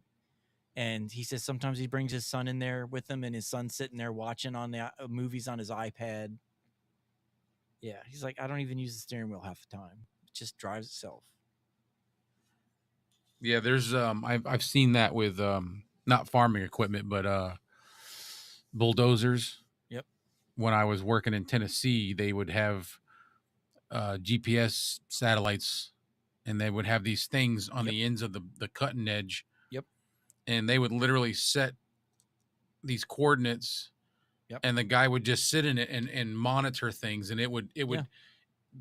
based off of GPS, it would shoot the grade of the pitch of the blade and everything, and I was like, that's Mhm. amazing. Yeah, it's crazy. It's like they're aircraft carriers pretty much out there, just Yeah. floating it with all the electronics and just satellite thing. It's crazy what they're doing. I just was blown away that they could, the blade would Mhm. adjust based on Yeah. GPS level. and all this stuff. Yeah, Yep. that's cool. So we're gonna wait and see what Chris says as to why they do the time change. I thought it was because of crops, Yeah. Agriculture. agriculture. To Long give time farmers ago. extra time in the morning. Yeah. Well, a long time ago, they needed all the help they could get. So everybody that Yeah. was a farmer had kids, and those kids would get out of school and come home and have to do all this stuff. Yep. So here we go. Yeah, I knew Ben Franklin was one who introduced it as a solution.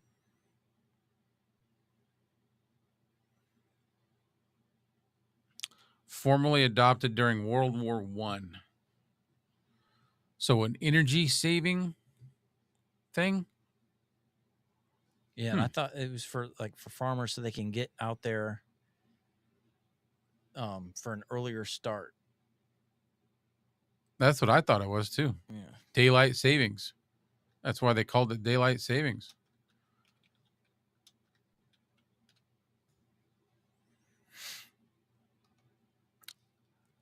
I am wrong. Or I knew it was Ben Franklin that started it, but I always thought it was because they were trying to it says here the daylight savings time was first implemented in the U.S. Standard Time Act of 1918, wartime measure for 7 months during World War I in the interest of adding more daylight hours to conserve energy sources. Yeah. Hmm. Hmm.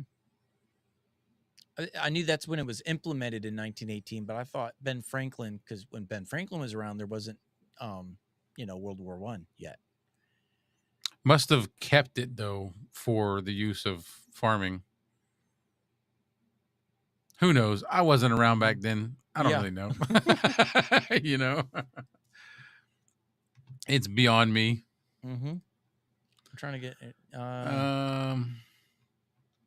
That's pretty much it. I caught up somehow. I didn't. I skipped some. I think.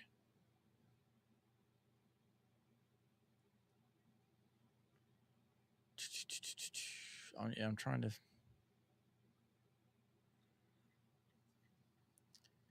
Yeah. I don't know. I know the idea was created by Benjamin Franklin.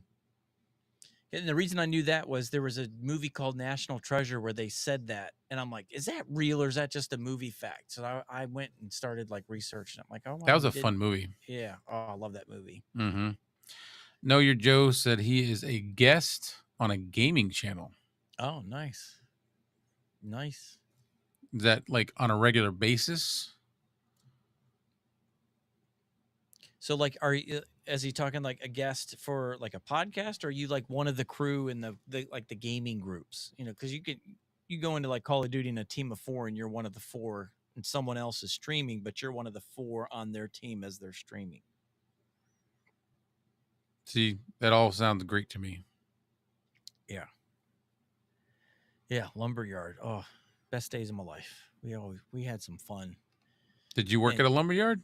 yeah, I was a salesman, but because I was forklift certified, I became the trainer. Like no one I got there as a salesman, and I get there and all these guys who've been driving forklifts for like 10, 15 years, none of them were certified. They all just learned it.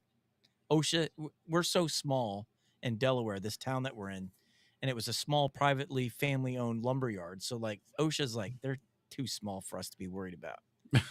So they never went out there and checked their certification. And I was friends with the grandson of the owner, and he's like, we need to get right, because one, it's just our luck that we would get popped. Something, yeah. Yeah, so because I was certified, I had to go in and take the trainer's course to be able to certify others. Yep. So I did that, and then next thing you know, I'm out in the yard getting every employee making them take the test, and then doing the driving test. And we didn't have just the regular factory ones. We had the huge tow motors that could lift, like railroad ties, and those were fun. I didn't work anywhere that had those, but I used to go to a place to pick up some like hardwoods. Yeah. It was a hardwoods place right here, right around the corner. Trying to think of McIlvain was the name of it. But they had these forklifts that had like 2 or 3 steps that you walked up to get into the cabs, and they were closed cabs with glass cabs. And they had air brakes, like big time forklifts. Yeah. But I worked at a lumberyard in Florida when I was 17. I started working at a lumberyard, and then I worked lumberyards up here. I did lumberyard stuff for about 8 years.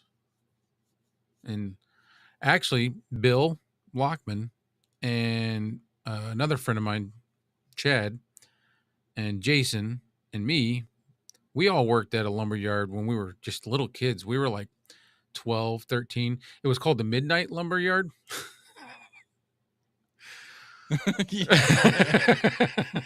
When are you guys open? Oh, we're closed at midnight. No, it was the Midnight Lumberyard because where we lived in Florida was like this big building boom going on. Huge land mass, square miles there anyway in this town that we were in. And where we lived was like a lot of empty lots. So there was a lot of houses being built. And man, you get really good deals when you go to these lumber yards at, midnight. Mm-hmm. Some great discounts. Yeah, no. So all these houses that were being built, there would be, building products just sitting there, and so we grabbed some Yeah. and we ran down the street with our bikes with 2x4s, and we eventually got a four-wheeler and had like we would take a piece of rope and tie it to a piece of plywood and stack a whole bunch of shingles on it. Hmm. Just Well, drive you away could and do that where this lumber yard I was at, because there's a gate and there's a fence to drive your trucks into the yard, but 60% of the lumber yard didn't have a fence around it, just the front by the yeah. parking lot. So you couldn't like drive your car into the back parking lot or to the warehouses in the back, but you could literally walk, off the road into the back of the lumber yard and grab what you wanted. Dude, But yeah. we had some of the best forts. Like seriously, we had forts with windows, with shingles, felt like tar paper underneath the Hmm. shingle. Oh, Like, we always broke all kinds of rules on them things too. The yeah. forklifts, because one year our warehouse, one of the warehouses that was our maintenance shop where we maintenanced everything, it burnt down. So we rebuilt it ourselves, and we built this like contraption platform thing and got one of our big forklifts, and we just lifted it up, and we were like, drilling in uh the metal. Trying Yeah. to think of it. But anyways, it was a Fabral metal. But we're just doing the pole building, but we're up there and I'm just like leaning off to the, hanging off to get to this one corner. I'm like holding on, leaning off to the side, hitting some screws over there, and they're just like, if OSHA drove by, we would be so fired. See Chris, Mike Newman's Forklift Olympics. Get Yes. your tickets now. Yeah, because I'm telling you, them big ones, we had the big ones that had the monster truck tires on the front and like regular size big tires in the back. Yeah. But you Did you get have going in one that that, had like pneumatic tires with yeah. we had a Toyota that had pneumatic tires, and it was a 3-speed stick shift diesel. Mm. You had to shift gears in this Oh, forklift. oh, Yeah. that sounds like fun. Oh, it was great. We would take, how on the counterweight they have well, this one had two holes. I don't know what they were for, but what we did was we took a couple chunks of closet pole and we cut them short and we stuck them in those holes and then wrapped a rope around it. And during the winter, we would pull each other around the lumberyard like skiing behind it. Wow. Yeah. We were dumb. We did Yeah. stupid stuff. Yeah, definitely. So, Know Your Joe said one of the crew that plays the games pretty much weekly. The viewers don't see my character except when I am in the POV of the guy who has the channel, Yep. although they do hear me. Yep. That's what I thought. Cool. I don't even know nothing about that. The gaming stuff. Mm-hmm. I It's don't tough to know. get everything in there. That's one thing about the Shure MV6 that I loved, because when you download this, it has an app. There's the Shure Motive Mix, which was what with the Shure MV7, but now with this one, it's the Motive Mix Virtual. Yeah. So when you're in the software, you can actually bring in chat, gameplay, and all that, and mix it all on your computer like a Rodecaster has different channels and all that. Yeah. Right on your app, just like the Elgato Wavelink. It's the same thing. And you can bring in Discord, game chat, all that stuff, and your mic, and send it out to your game. It's complex. Wow. It's tough. Yeah, I get stressed out just trying to make the stream work right with OBS and Mm-hmm. Is the Yeah. colors right? I had to adjust the colors big time because every time I played, the gameplay was really dark. I've never posted any of it. I've just, been trying it and the gameplay would be dark, so I had to like brighten it up through OBS with a filter just so you could see it. Mm-hmm. It was stressing me out. I have not heard this yet. The MV6. Yeah, the app, like, it's $150. Keep holding this up because I put the microphone in my son's room to try and see if he'll test it out for me for gameplay. And it's made out of, it's all metal build, but it looks like plastic, but it's metal. It's all metal. Looks cool. It's a little bit smaller than the SM7B, but it has that profile look to it. I want to hear it. The microphone itself, the headphone monitoring is super thin, like harsh. Oh yeah. Like USB game. It is a USB mic, but it reminds me of a cheaper $30, $40 USB gaming mic. But when I listen to it after I've recorded it, it sounds a lot deeper and more full. But headphone monitoring, it's just, I wish it had some more oomph on it. And you can adjust the tone in the app, but it's just a slider. It's a 1 bar slider, dark, neutral, bright, and you got to go left or right. You can't like, all right, give me some highs and some lows, or take the lows out, give some highs, and like you're one way or the other, and it just leaves a lot to be desired. But I the want to app hear it. is super awesome. I'm not big into the USB mics just because I like using all these Mm-hmm. audio interfaces and the sound that you can get out of it, but I'm still curious. It looks like a Yeah. nice mic. It's I don't have it. It's I think it's in my son's room. I wish I knew what I did with it.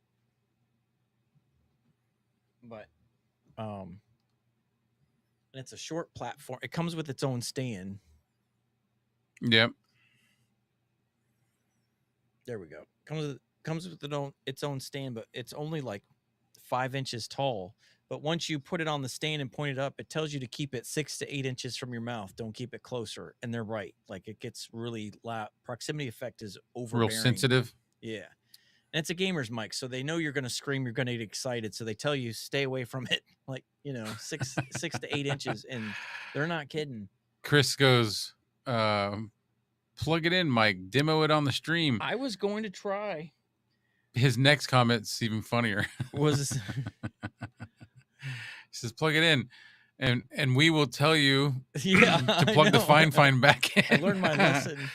Whenever I'm using this microphone, don't even try to switch to anything else. I don't know what I did with it. Like I just finished the recording segments of it this morning. I see my SM7B over there. I don't know what I did with it. Yeah. But I'll probably post it next week. I got all the clips done, but with all the editing and the Netflix documentary miniseries things I'm doing for the people, it's like I don't know when I'm going to be able to get to editing that thing. And I need to, because I think it's been 3 weeks since I posted a video. I'm going to kill my algorithm if I don't get this done. And that's the other thing that's been keeping me from doing stuff for my YouTube channels is I'm editing a lot of, like, I'm trying to get out and do stuff. Yeah. So I'm doing a lot of that. We're doing a segment called 3 shots, 1 frame. And it's where we take 3 photographers, 1 model, and they all get like a certain time slot, and they got to spin a wheel. It's like a game show. They got to spin a wheel, and it'll tell them what shots they're going to do, what types of photography they're going to do. So they've got to pull that off in the time frame allotted, and basically doing kind of all the same things, but they all got to do it on their own twist. Mm-hmm. Pretty neat. So I'm editing that right now. The first episode, we're trying to get a backlog of like 5 weeks to 6 weeks before we launch in January. Yeah, that's stressful because again, you're following something you're passionate about. In order to be effective at it and do it justice, you're pulling back from your YouTube channel, which kills your algorithm. So you're trying to maintain both, and that's stress. Like to me, that's where I'm stressed out. Like I know I can't. Like I had to say, all right, what can go right now? Well, you know what? If I don't make a video this next month, my life isn't over. No. People are depending on me on these areas. No one's depending on me to make a video. And if I can just do a live stream to make sure people don't miss me, you know, yeah, which is like, I'm thankful we were doing a live stream tonight. Cause like, I haven't done anything in 3-4 weeks. I need to get on here. But, yeah, so it's stressful because I love the editing and all that stuff. Yeah. And that's, like I said, that's kind of what I'm trying to work on projects and keep my stuff going. I haven't started doing anything for the car dealerships, but that's coming. So there's the car dealerships. There's this Quiet Corner TV that we're going to be doing on YouTube. But that's going to be with local businesses. That's money. We're going to be advertising people. And so we're all going to be getting paid for that. Yeah. But we've got to put our work in first. Yeah. I undercharged myself because I was new and I didn't want to, okay, I know my quality is this, but I've never done anything before. I don't want to charge you that right off the bat. So I would do like a 5-minute, social media commercial for somebody, or a 2-minute, and they were paying me $1,000 and I was only charging them $500. But they're like, dude, this is like epic. Love it. Yeah. So I was like, man, this is really good money. I can keep doing this. And they wanted me to keep doing one a month. Like, that's like $1,000 a month for like 1 week of just lockdown, of Yeah. just a couple hours a night for a week, not a full 8-hour So week a shift. grand for a week. Yeah, grand for probably like 12 hours of labor, you know, just over a course of a week with my schedule. Like, I can get this Right, done in a right. week with my schedule, and in 12 hours, I can record it, shoot it, edit it, and package it and give it back to them. And I got $1,000 for it. It's like, I could never find time to do it. And that It's hard. stressed me out. Yeah. That's where I was with. That's why I'm in the situation I'm in now, is because I'm Yeah. like, I'm never going to get to push this if I don't have the time to do it. Yeah. Yeah. So I'm trying. It's just a little scary right now, but I'm trying. Yeah. You're at this point now where you've got one leg on one ledge and one leg on the other ledge, and you've got to Mhm. decide which way to go, because once you let go, there's no going back to that other one. Right. Yeah. It's going to be 100% this or 100% that. Yeah. And right now you're stuck and they're still drifting apart, and you Yeah. got to make a choice. I can't really do the splits very well. Yeah, right. So And you're like, all right, fate's telling me I'm going to have to make a decision. Which one do I make? Yeah. yeah. So what's he saying? He's talking about mics. I don't know what Bill's wanting to do. If he's wanting to start getting into this stuff, I can help him out. Mm-hmm. I mean, I'm sure any of us can. Kevin was I've saying got about the Road Creator. Yeah, Kevin, thoughts on the Road Creator of the Year rewards? Rich get richer. Yeah, Kevin and I were back and forth that day because we both. I don't know if anybody else got it, but we got emails from Road saying, "Hey, man, 24 hours, we're making a big release. Like, I got big one, is yeah. coming." Yeah, so we're like, Kevin and I were messaging each other all day, hitting refresh on the site. What is it? What is it? What kind of mic is it? Oh, it was what kind of gear is the it? What do you think it is? And it was just, hey, we're doing a Creator of the Year reward show. Submit your content. I'm like, dude, I'm not gonna get like 99% of us small guys are like, we're reviewing Fifine K6 99Ds and right. budget gear. We You ain't even can't touching afford Rode. the Rode, NT1 5th gen and Rode NTG shotgun mic and Rode Caster 2. It's like major money. So it's like 90% of the stuff, like, I'm literally like, all right, I'm gonna send some stuff in to submit. Okay, I'm a creator. Here's some of my stuff. I had like one Rode video to send them. So were they looking for just Rode videos? No, it was just Creator of the Year. Send your content in, and get it, take a look at it. But like, all my stuff was their competitors, like Earthworks, the good stuff, like stuff that I feel like this could really give me a shot to win it. I'm like, all right, I'm going to send Rode an Earthworks Ethos review, or, the Shure SM7B review, or I don't know what it was. I was like, all I've got is a Rode NT1. And I didn't give it glowing reviews. So no, I can't. Here's my submission. Here, this microphone is not all it's cracked up to be. Yay! Let me win. But yeah, it's like the rich get richer. The people who have the money that review, they're gonna win. Like us small guys, small potatoes, that we're just starting out and doing the best we can with what we got. Webcams and small rooms compared to Peter Lindgren and all these other guys with all that have these massive channels, special effects, and I can't keep up with that. No, I can't keep I up want with Dave I want to Ventura. get there, but then again, we're on this trend right now that's going like an uphill slide of less editing is more. Yes. Yep. So where do you That's go? True. That's true. Less is more, and not 4K. A lot of people are coming back from 4K to do retro style videos. Like Epos Vox doesn't do 4K anymore. All his stuff makes it look like it was filmed in the 80s. Yeah, like he does that intentionally grainy. Right. So it's like everybody's going opposite. So this is what Bill's trying to get into, is a scuba diving channel. Well, I don't think the K669D will help you there. Nope. If you're It'll gonna, look good. if you're gonna go ahead, take it underwater. Yeah. Like, that'll just be one more feather in its cap. But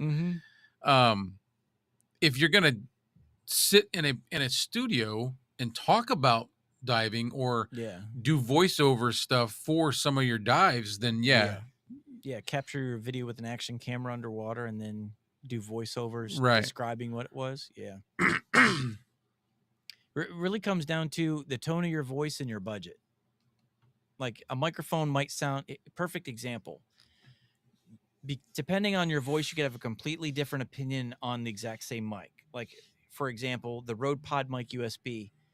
Aiden from Dark Corner Studios thinks the Rode Pod Mic USB is like a microphone you have to get. It's just perfect to him, or near perfect for build. It's a little expensive. He said that, but the app, the build quality, all that, he loves it. But then you get to Bark on obscure mics, and he's just not a fan of that mic at all. Right. And then you get to the Shure SM58. Like, Aiden loves that microphone. I love the SM57 better than the SM58. I use the Right. SM58 all the time, and it gives me headaches sometimes for my situation that I use it in. The SM57 is great for spoken word. So it's just different people have a different opinion on different mics. And it really comes down to where your voice is at. Yeah. And So I think you're gonna have to use multiple mics before you find the one that you like the best for yeah. your voice. Different processing, stuff like that. What's your room treatment like? Because Yeah. condenser microphones give you awesome detail for your voice, but you better have a treated room for those. Yep.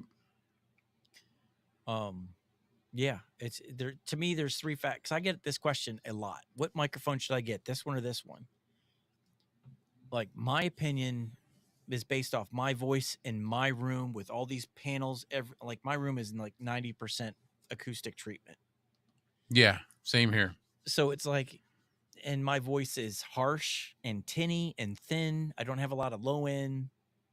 So there are certain microphones that sound better for me than others. I love the Lewitt LCT 240 Pro. Some people absolutely love it. Tom Buck loves it. I think Bark is okay on it.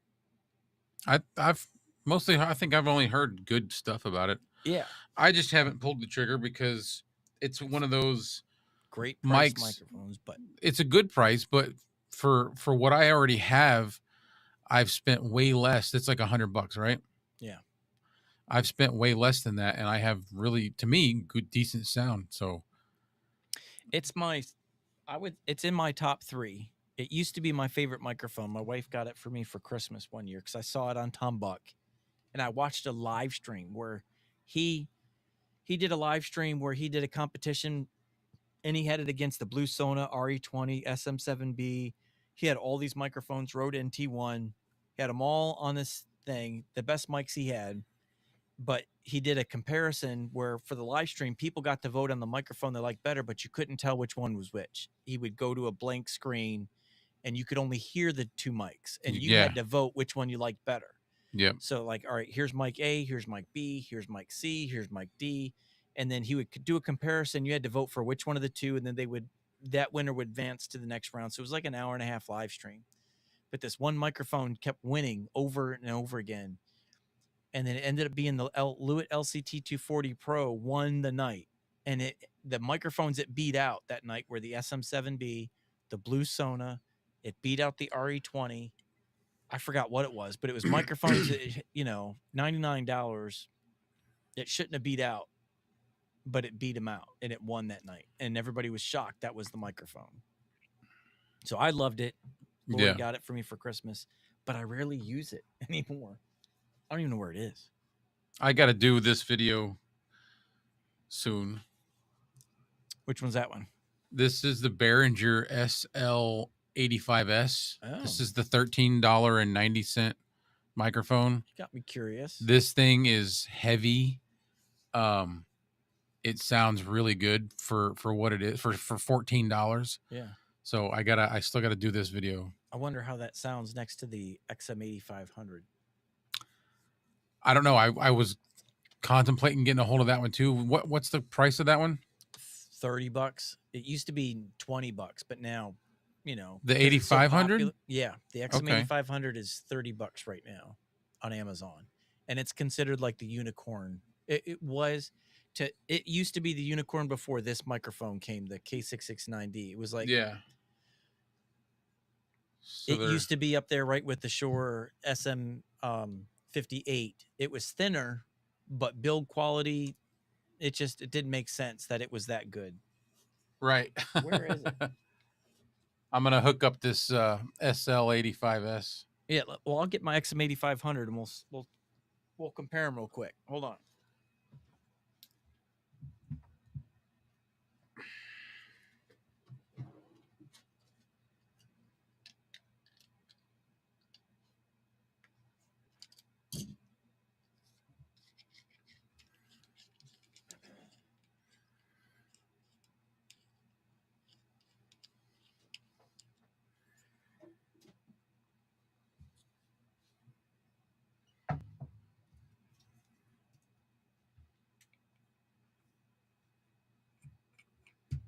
I'm trying to think. For Bill, he's talking about using something out while filming offshore. A Bluetooth mic. I mean, I don't know.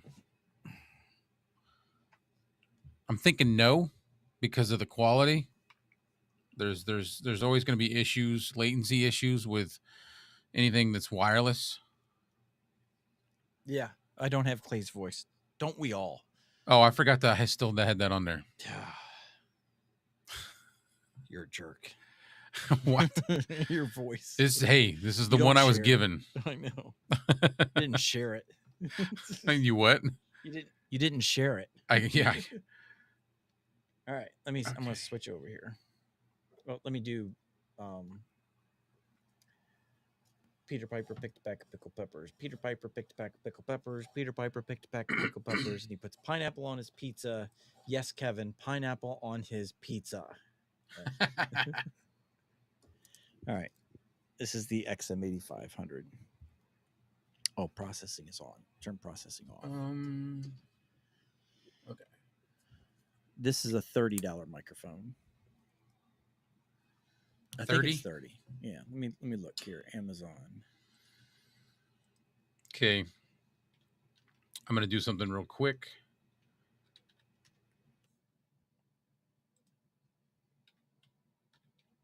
This was my first XLR microphone.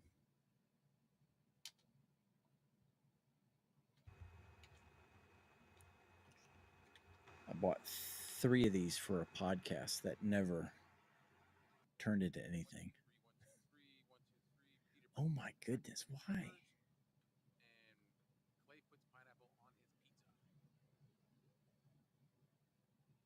All right.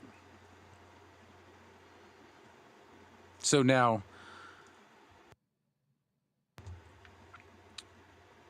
this is the SL85S.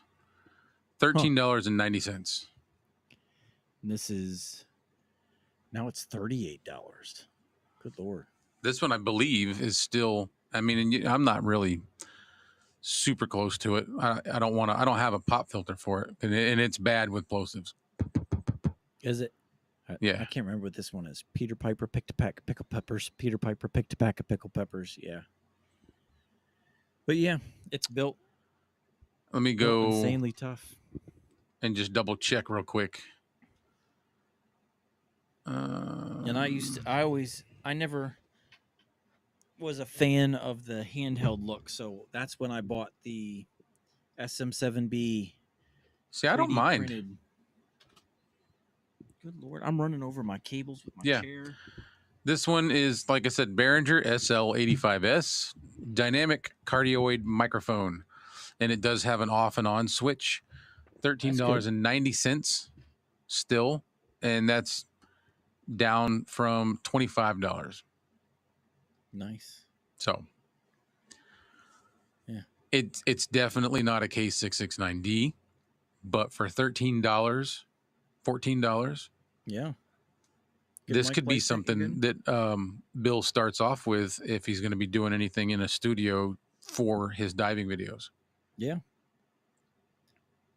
Yeah, this is doubled in price. I bought it says here on Amazon I bought it in 2020 and I paid $19 for this in 2020. Now it's $38. Oh wow. Must be in high demand. Yeah, it's crazy. Like handling, it's not bad at all. Let's see. What do we?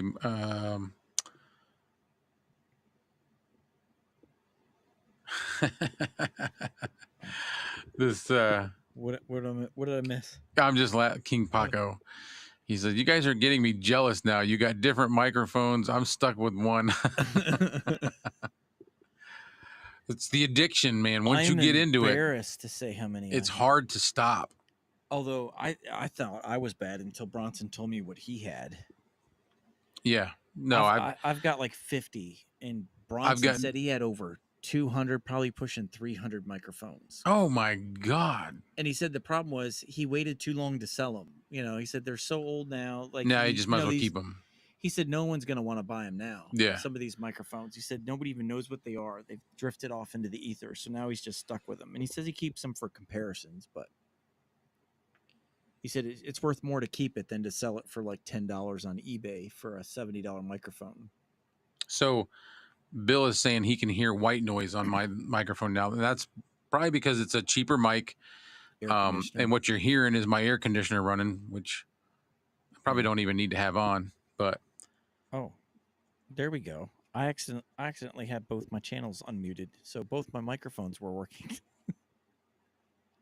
There. This is the it's definitely XM8500 all by itself. No processing.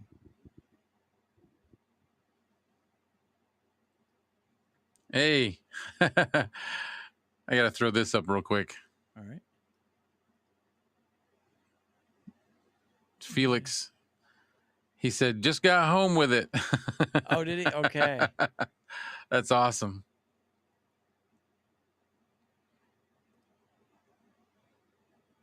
Yeah, I think it was the AM6 that I sent him, which was. Do I even have it in here still? I might have gave the other one away.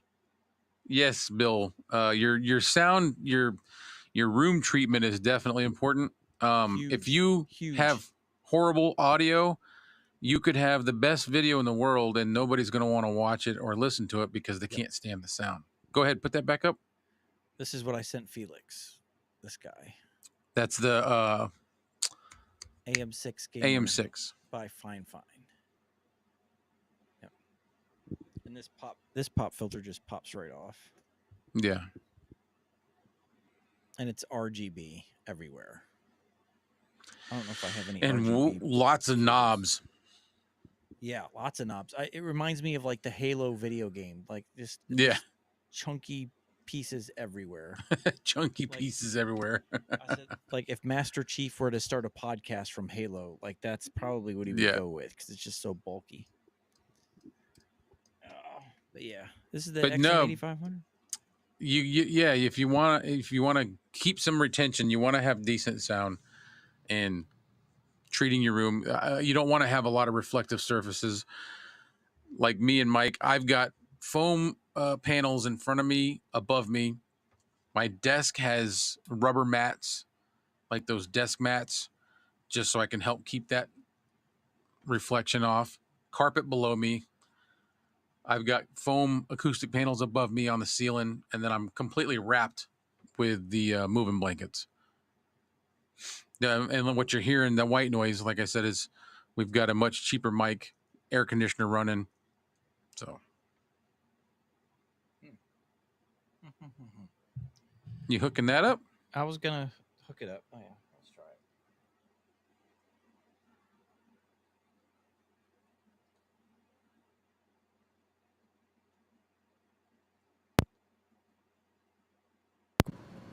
Oh. Peter Piper picked back a pickle peppers. Peter Piper picked back a pickle peppers. Peter Piper picked back a pickle peppers. He puts pineapple on his pizza. All right, there we go. I forgot it was phantom powered as I was doing the. This is the Lewitt LCT 240 Pro. I like that microphone. It is just super clear, crystal clear. Like it picks up so much information and detail in the highs. Mm-hmm. This is starting to show up on a lot of podcasts too, because what is good about this one is you can have this like 10, 12 inches from you, and it's still going to give you good audio from 10 inches away. So you don't have to worry about guests that don't stay up on the microphone like the Shure SM7B. They can Right. have a distance, and you can just crank the gain up if you need to. Um, testing 1, 2, 3. Yeah, so you could probably hear my fan noise though, because it's a condenser. Mm, That's with no, no processing, and then this is with radio processing on it. Man, I that's what could I'm hear. on as well. Radio Yeah. processing. King Paco said he's got the Vocaster 2 and a fine XLR USB, the AM8. That's a good combo. Yes. Oh, talking about the AM8, I'm heartbroken right now. Why? What happened? The USB doesn't work anymore. I was Oh trying to. man.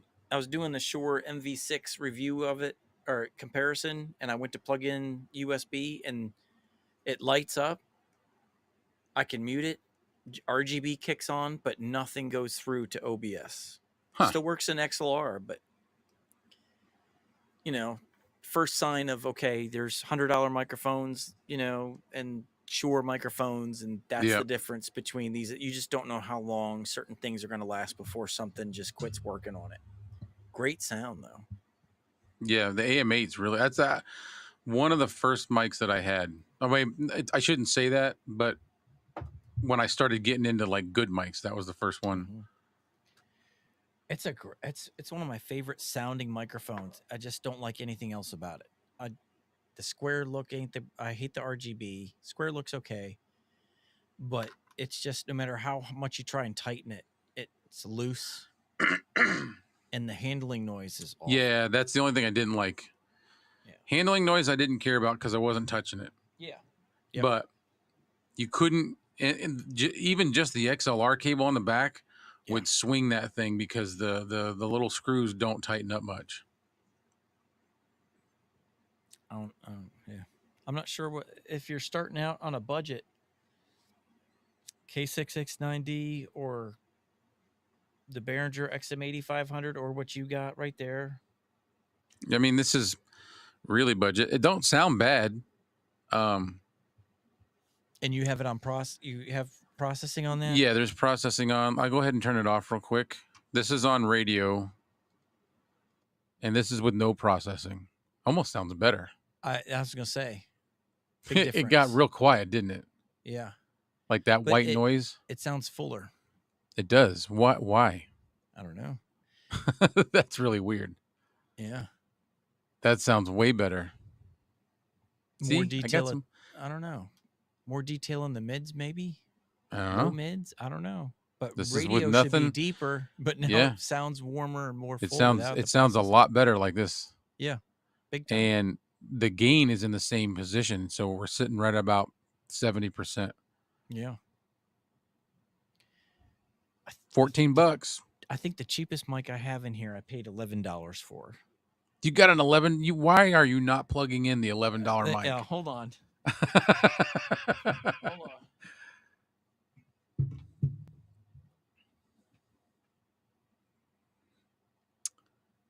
King Paco,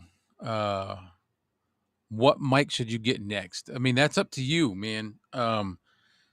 These K669Ds are probably the best sounding for the dollar. Well, they sound good, period, but they're only right now. You can get the K669D. It's on sale on Amazon for $29.59, and that's you can't argue with that. And it sounds great, especially if you have a Vocaster 2 already. So you can put some processing on the 669D and get some really good sound out of it. They also sound really good, King Paco. If you put Mike already, hang on. Mike already talked about this earlier, but if you get one of these big, huge pop filters, I think I paid $10 for this one. This one's the one that's made for the. I think it's made for the Shure SM7B, right, Mike? You put that on there. Actually, let me just show you real quick, because I'm on this one still. Now we're back on the 669D, and I'll throw the pop filter on, and you get a totally different sound. Now you don't get to look at the pretty mic, but the sound, it's just warmer, darker. It's really comfortable. It sounds so nice like this. Um, Kevin's mentioning the PD 100, and that's going to be hard for me to not agree with that because that sounds good too. Let's see. Do we want to hear the PD 100?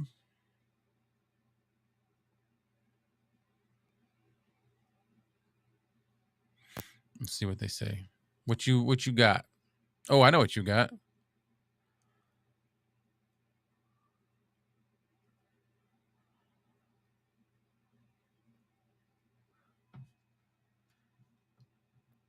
It is soft and smooth.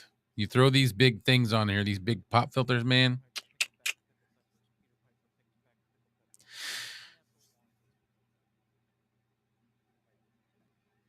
All right. This is right here. This is the Shure SM57. That's what I thought. Yeah. This is the $100. It's a $100 microphone. This is what the president speaks on, or White House. This is the microphone. They always have two of these side by side, and they always do that because if a mic fails, they always have a backup ready to go. So that's why you always see presidents speak with two of them. It's a backup. But anyways, this is the microphone. Shure SM57, my favorite spoken word microphone for $100. You decide you don't want it, you could sell it for $90. You always get your money back out of this thing. But anyways, this is a $10 clone of this microphone right here. So let me go ahead and Oh, this is the $10. Okay, cool, Yeah. cool. No, this is the $100 one, but I'm going to switch Right. over to the. Let me unplug my K669D real quick. All right. Oh, Dope. this is why I chipped my fine K669D, because I just slam into stuff all the time. All right, hold on. I'm getting the PD 100 for Know Your Joe said. Let's hear it. Peter Piper picks back pickled peppers and he puts pineapple on his pizza. Peter Piper picks back pickled peppers, puts pineapple on his pizza. All right. And this is the $11 Zramo. What is it? It's the Zramo WM. Zramo. Yeah, the WM57, not the SM57 by Shure. This is the Zramo. The WM57. This is an $11 microphone, no processing on it whatsoever. No pop filter either. Like, I'm going to take this pop filter off and put it on here because plosives are terrible on both these. You might want to give that one a little bit of gain. All right, there we go. Hold on.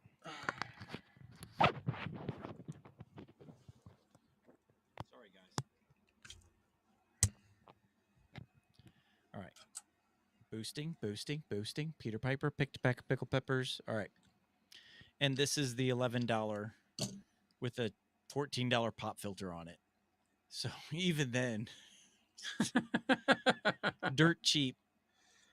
$11 Ramo WM57 microphone. Put That doesn't sound that bad. No. For $11? Nope. And then this is with radio processing on it, which I think makes it worse. Oh. Clean. This is what clean sounds like. Peter Piper picked a pack of pickled peppers. This is warm. Zramo WM57 in warm. And bright. This is what it sounds like in bright mode. The Zramo WM57 and what it sounds like with nothing on it. I think this sounds better with no processing on it. Same with your mic. Somehow we're talking about how to handle stress and we're playing with microphones. Is this what we've come to? Do you know what we're doing, though? This is how we handle stress. We're handling our stress. Yeah. We're playing with toys. That's exactly what we're doing. So this is the SM58, which is the other famous $99 one. And then I have the SM58 by Imperial. The Imperial SM58 versus the Shure SM58. This is also an $11 microphone. So I'll test these out next. Okay. So currently we're listening to the Behringer SL85S. I'll switch over to the Maono PD100.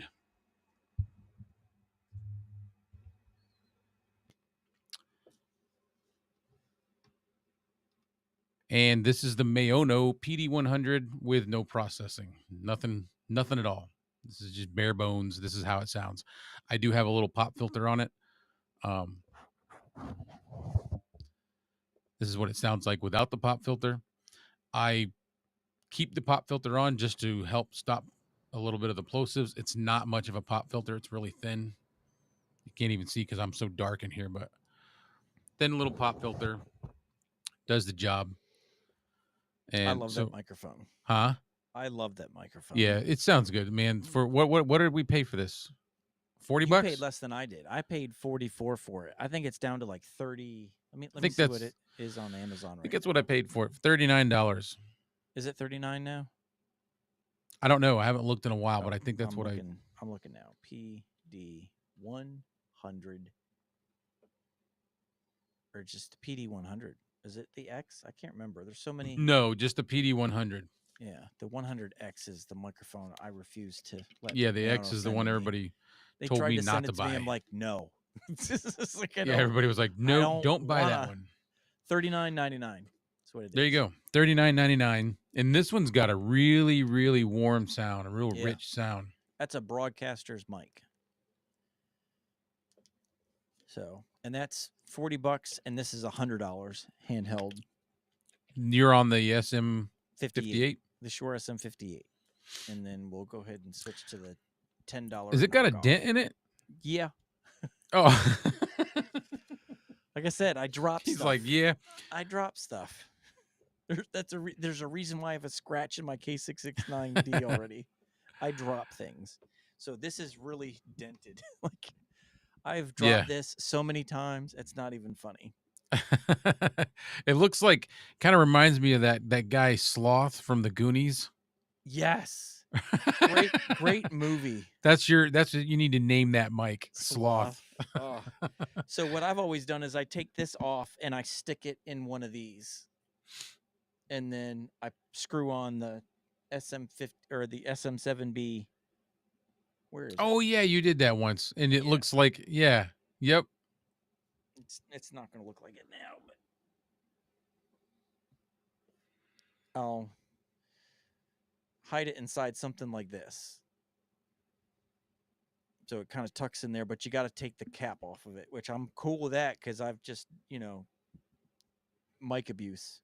Yeah, But you made it. You made it the ugly 58. yes, which is funny because the AM8 I've taken care of. I've dropped it maybe twice, but never that bad. And yet this thing has been through World War II basically and still works amazing. I'm pretty sure at one point they were doing that with the SM58. They were putting it through like all kinds of torture. Yep. Just to show that it would still work. All right, testing. Yeah, this one's hotter. That's the 8500. This is the cheap. No, this is the Imperial. Oh, wrong one. The Imperial SM58. This is the $10 knockoff to this. It doesn't sound bad, dude. It's just hotter. You gotta bring it way down. All right, there we go. That's Yeah, better. This but it is no sounds good. processing. This is radio processing, and I feel like that just messes with it. I don't like it. This is clean. Imperial SM58 in clean mode. The Imperial SM58. There we go. In what is this? Warm mode. Yep. And then this is the Imperial SM58 in bright mode. And this is the Imperial SM58 with nothing on it. Which sounds If better. it's already hot, I'd say leave the bright mode alone. Yeah. So I'm saying like it's because something. it's just gonna crank it up even more. You get these $10 to $20 microphones, and it's like processing ruins it. Yeah, It doesn't sound bad to me. No, but to me, this is like the best knockoff. This was $11 on Amazon. It's amazing. And you just, it sounds fine without it, but then you put the SM57 pop filter on it. Night Beal. I almost called him what we all call him. King Paco, what microphone should I get next? Yeah. So, what kind of tone to your voice do you have? Yeah. Are you, deep, mid, thin, harsh? Just depends on what you want to sound like, what you think you should sound like, what sounds good with your voice, what kind of stuff you're doing. Are you doing labor intensive things that people are going to get kind of taxed by listening to it for too long? Just things like that. Yeah. This is the $11 knockoff. Yeah, like what's your tone? What are you trying to get? You want bright and articulate? You want crystal clear? You want boomy, broadcasty? Do you want something in the middle, like a neutral sound? It Yeah. really depends. Like the Mayano PD 100 is a microphone that is heavy in the lows, heavy in the highs, and the mids are like scooped out. Yes. And then you get other microphones that are more neutral, like this mic. Well, not this one, but the SM57 is neutral. The K669D is a little brighter than the Mayano PD100, I think, honestly. Yes. It's definitely brighter. Yeah. And Um, what was I going to say? I forgot now. oh, what's your Oh, budget? Like yeah. King What's your Paco, budget? what's your budget? Because that really helps narrow things down. Like, where are you looking to spend on a microphone? Because then we could really narrow that down for you. To see this mic, I don't, I don't think I've hooked it up. I've got another interface, the SC1, but you don't really need processing with this one. This is with no processing. If I turn processing Mm-hmm. on, this one actually doesn't sound as good as it does now. Mm-hmm. Kind And of that's like the that. PD100 you're on. Yeah. Yeah, I don't put processing on it because I think it's already there. It's baked for that sound. Yeah. No, it works just fine like this. What are you saying? Your budget is 220? Ooh, 220. All right, hold on. Hold Well, on. that's a high budget. So I mean, as far as microphones go and budget You're microphones, right in my price range of my second favorite microphone. All right, hold on 1 second. Hold on. Hold on. You're getting me excited. Hold on.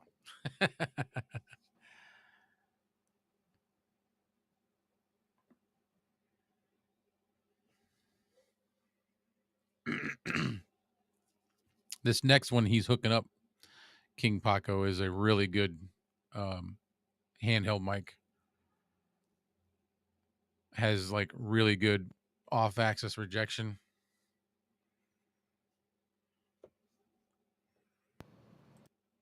Peter Piper picked a pack of pickled peppers. Peter Piper picked a pack of pickled peppers. Peter Piper picked a pack of pickled peppers, and he puts pineapple on his pizza. Peter Piper picked a pack of pickled peppers. He puts pineapple on his pizza. All right. This is the SR117 by Earthworks.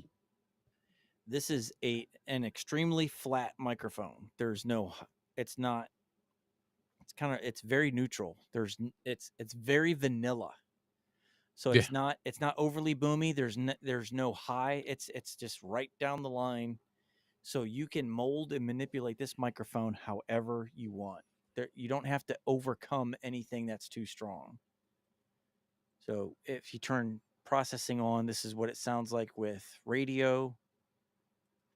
This is what it sounds like when it's in bright mode.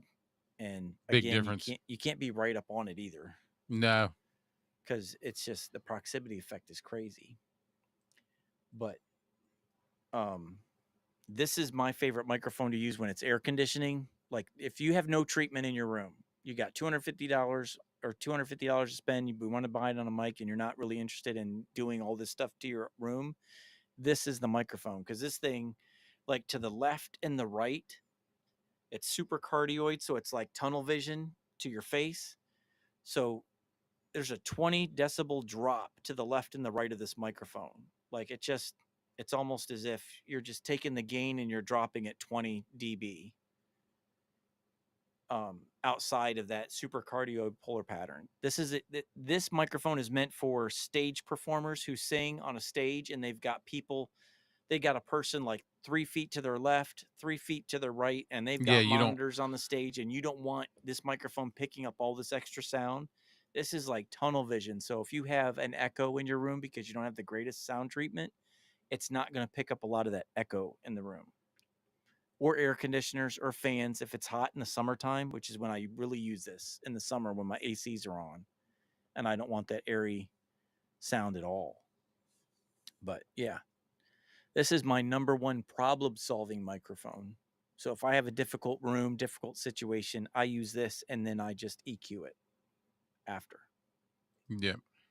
Oop. So there we go. He's been asking a lot about the Rode Pod mic, Got that too. Want me to try it? the USB. The pod mic USB or the regular? He's got to be talking about the USB because he's showing a price of $199. Oh, I'm Oh, knocking lights over. So does he want USB microphone? Is that what he's trying to go for? I don't know. No, because he's got the Vocaster. Oh, well, I'll tell you right now. If you have the Vocaster, and you have XLR, there's minuscule, minor difference between the $99 pod mic and the $199 pod mic USB. It's literally the USB, but you're paying the $200 for the app that gives you like processing power to the extreme in USB But mode. see, because it's a USB mic, that's why they're offering that app, that companion app, so Right. you can EQ. Right. And the If app is insanely awesome. it is awesome, but That's the money you're paying for is that if app. you've already got a Vocaster, Right. you don't really need to spend $200. You can spend $100 and get the the regular pod mic. So that's what I'll do. I'll go ahead and hook up both the $99 one and the $200 one, and you tell me if you can hear a difference in XLR mode. Oh, unplugged the wrong end.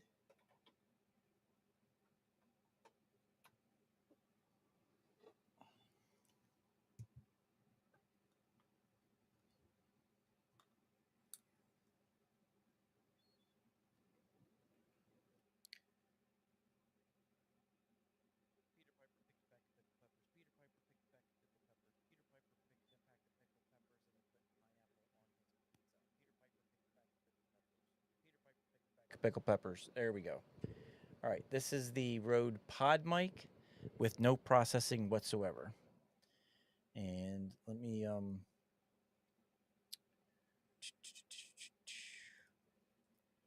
right, so this is the Rode Pod mic, and let me plug in the Rode Pod mic USB, which is $200. I've got so many microphones on my desk right now. I have no room for my elbows. I have 1, 2, 3, 4, 5, 6, 7, 8, 9, 10, On the desk. and then 2 in my hands. This is like insane. I have problems, people. All right. I don't even have that many, period. I'm close. Peter Piper picked back a pickle peppers. Peter Piper picked back a pickle peppers. Peter Piper picked back pickle peppers. He puts pineapple on his pizza. Peter Piper picks back a pickle peppers. He puts pineapple on his pizza. All right. Give them both a little bit of a bump. All right. So this is the $200 Rode Pod Mic USB. $100 Pod Mic USB. Sounds exactly the same. This has a little bit more low end, but it is hard. Like, unless you're an audio nerd, you're not going to hear that difference. And back on the Rode Pod Mic USB. So to me, if you're using XLR, it's not worth $200. You get the regular Pod Mic USB. Yeah. Or Pod Mic USB. I don't know which one I'm Pod using. mic.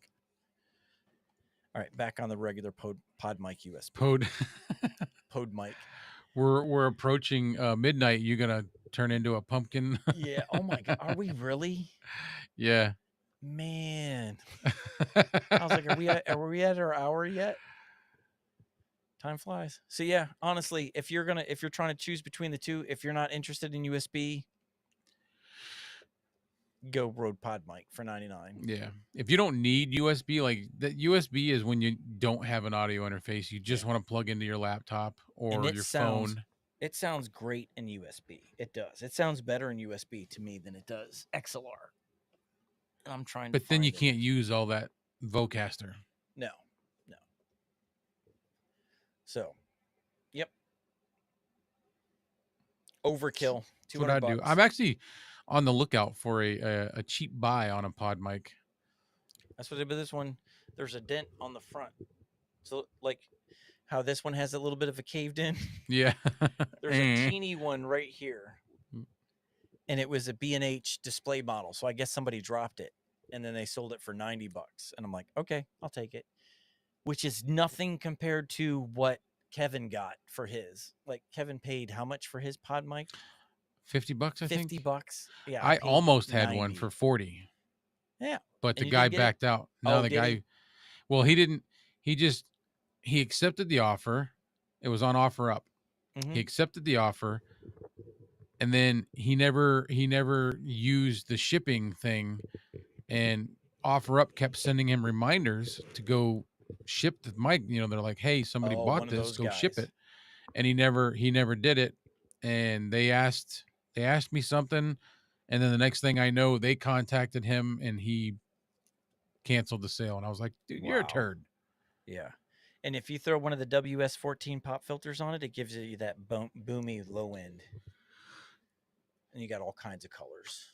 You can pick all kinds of colors. Yeah, see, exactly, King Paco. What? He said it's all the same to me, so I'm gonna pay the $100. Yep. And Yeah. that's what I say. If you got a Vocaster, you can make it sound how you want. $100. You don't got to spend 200 for the pod mic USB. Kevin got his for $55. Ooh, look at the pretty pink.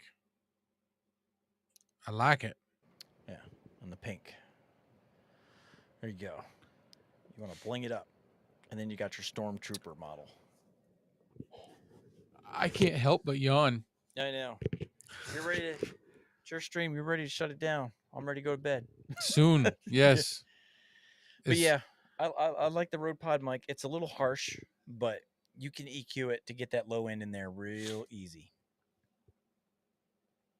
I just wanted one to add to the collection Mm-hmm. to check it out.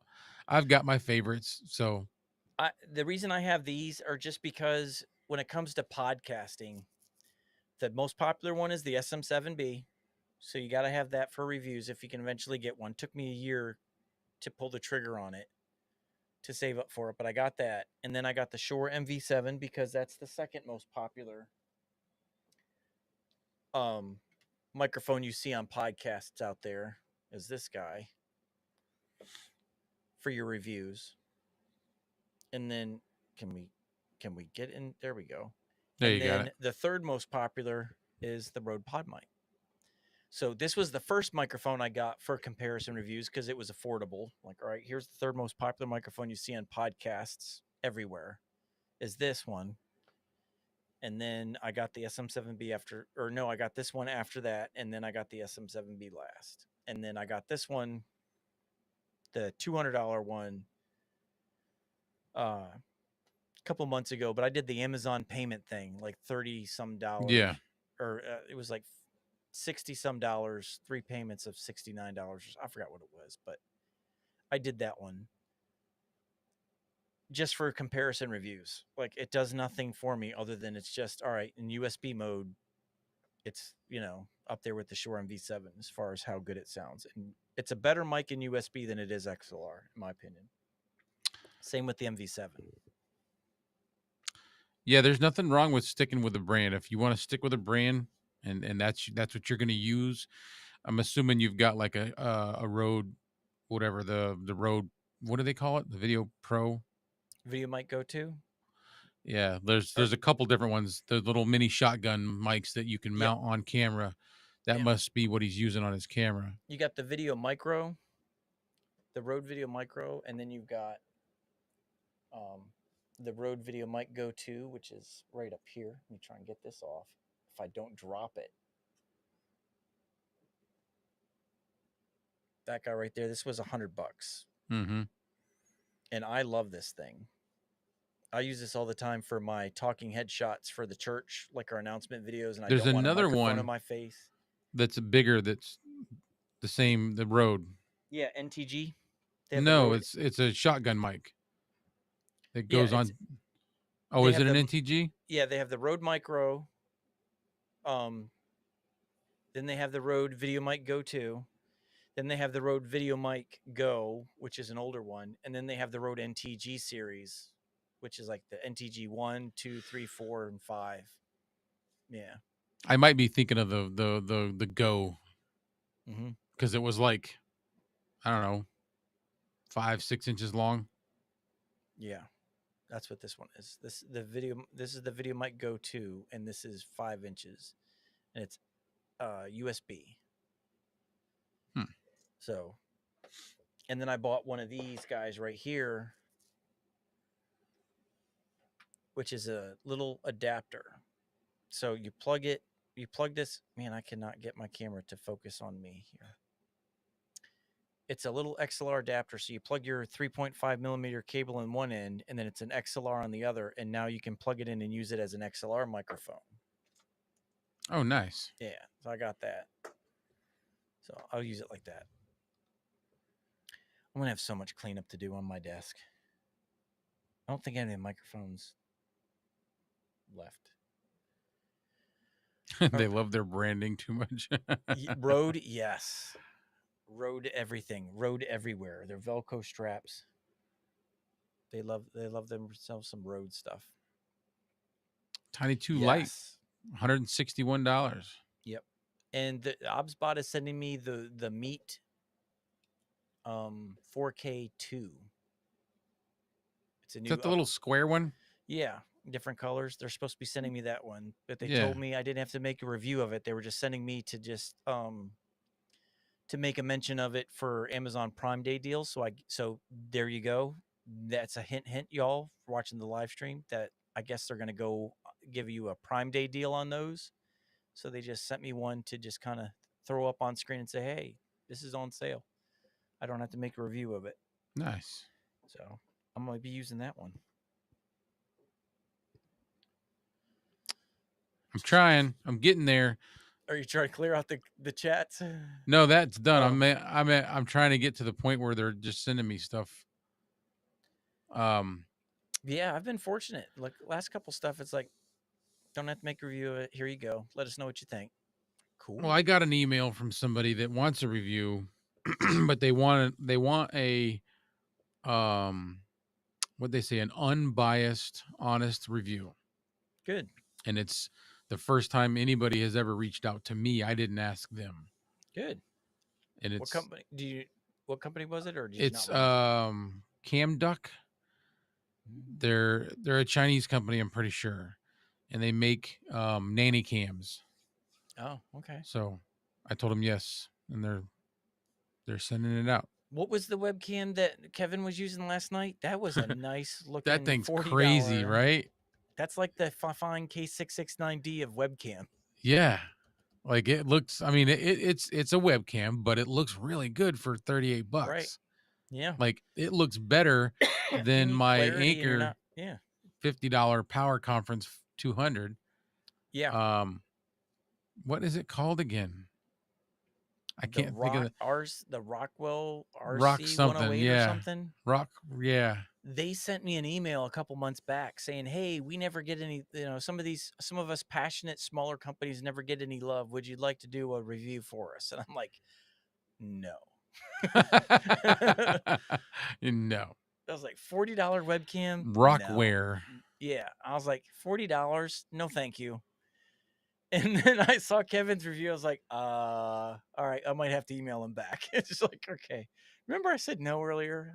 I meant yes. I don't know what I'm so sorry about that typo. Yeah. I thought you were like Elgato trying to send me some $300 webcam. No, yours, sure. Yeah, absolutely. Yeah. Try something. Got to butter That's them funny. up. Well, yeah, I think we're good for the night. I mean, Yeah. everybody's kind of slowing down. I'm getting tired, so I'm slowed down. I'm done. Toast. I ain't gonna lie. My eyes are so dry. Yeah. I need to clean off my desk. Yes, the Fine AM8 has bad sound resonance. Oh, look at that. Look at my desk right now. Just But that looks like it keeps organized going. chaos. There's another microphone in the bottom Let's corner be honest there. here. That looks like organized chaos. Then you see some microphones on my futon over by the pillow. There's an orange one and a blue one over there. There's a black one right in front of the pillow. Oh, They're I do they're see one. everywhere. Yeah. Yeah. Then there's one on the table over there. Then what you don't see is there's 1, 2, 3 on the floor behind me. Yeah. Wow. I've got 4 on the futon. 1, 2, 3, 4, 5, 6, 7, 8, 9, 10, 11, 12, 13, 14, 15, 16, 17, 18. You know what that signature series Y'all reminds me broke of? me tonight. Y'all broke me. The signature series reminds me of a thing of lipstick. Yeah. It looks like a lipstick. Yeah. I wish that it had a black grill on it instead of the silver. Yeah, that would Oh, look way better. yep. So, and that's a great microphone, but man, does it require sound treatment. You want to talk about like we're talking about what microphone, Bill? This is a microphone that sounds great, but if you're not in a sound treated room, It's gonna it sound picks up horrible. everything. Yeah. So you definitely got to spend your money on sound treatment. Kevin said we are all members of Microphones Anonymous. Yes. What I've got what? Um 1, 2, 3, 4, 5, 6, 7, 8, 9. I've only got 9 in total. You've just got 10 on your desk. So, This is the Shure MV7, $250 for Bill with his budget. Not a fan. $200. Paco. Paco, yeah. King Paco's got the $200 $250 220 for the limit. Shure MV7, and it's just it's okay. It's nothing to write home about unless you turn some processing on. Peter Piper picked a pack of pickled peppers, puts pineapple on his pizza, put radio mode in there. Yeah. $250. And it's meh. It's meh. And I put I end up putting the Fifine K688 pop filter on it, and then I really like it. But it takes a fine product to make a $250 Shure microphone sound good. Sound good. That's the only way I'll use it. If I don't have this pop filter on it, I won't use it. It sounds good. Yeah. Yeah. Anyway. Yeah. I'm out of microphones. I got the Vigu over here. It's $50. Oh yeah, the Mr. Vigu. Yeah. I don't know what else to try for you, Paco. And $200. The Vigu sounds good. Yeah. I think that's he's sold. 150. He's gonna do the Rode Pod mic. The pod mic, $100. Yep. Pair that up with his Vocaster. Give it some low end. Give it a little bit of a low end bump. That's where they're thin. Yeah. And they're intentionally made that way. They purposely design it to be thin and a little harsh because it's, you just add in whatever low end you want to complement your voice, but it's supposed to be very easy for you to dial in your custom tone. Put it on radio mode, drop your compression down a little bit, and then bump up your lows and see what you get. Bump up, bump up, bump it, bump it, bump it, bump it. That's bump up the lows. Yep. The lows. Didn't even try my Earthworks, but that's okay. What else do I have over there? Samson Q9U. I know we're trying to close, so. Kevin's trying to find a Rockville RM003. What's that one? Rockville.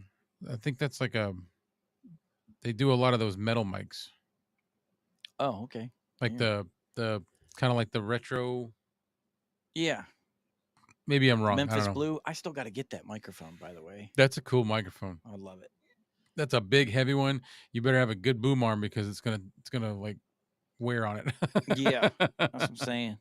Right now, I got a chunk of money for the next microphone to review, but I'm holding on to it till Amazon Prime days. I'm like, I'm not going to buy anything until I see what's on sale for Amazon Prime, and that's supposed to be October 8th and 9th. So I'm going to see what goes on sale that I've been wanting to get my hands on right then. October 8th and 9th? Yeah. Or maybe it's the 18th and 9th. I don't know. Where does Amazon? It pops up as soon as you go to Amazon.com what its Prime Day is.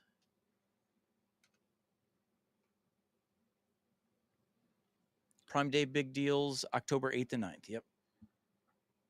Big deals days. So I'm going to see what microphone goes on sale. I'm hoping the SE41's one of them. I want it. Oh, the Rockville is a lollipop mic. Those, the ones that have the little round, the capsule Oh, up at the top, and then like the yeah. stem. Yeah, like the old um Yeah. 1960s gaming shows Yeah. kind of mic. Yep. Yeah. Bob Barker microphone from The Price is Right. I don't know. He always had that long, skinny thing, Yeah. that little. Yeah. That's what I was thinking of for the Rockwell. It's like, is that what? I don't know. No, like they have like a thick base to them, and then there's like a little stem, like a neck, and then the capsule is inverted or I don't know what you want to call it. It's not flat. It's like facing you, almost like a condenser. How do you spell it? Rockville. Well, Rockville. I got Rockwell. I'm trying to figure out Rockville. what this looks like before we sign off. Shine Rockville. off. What did he I'm so say? tired. Oh, okay. Yeah. One of these. Let's see.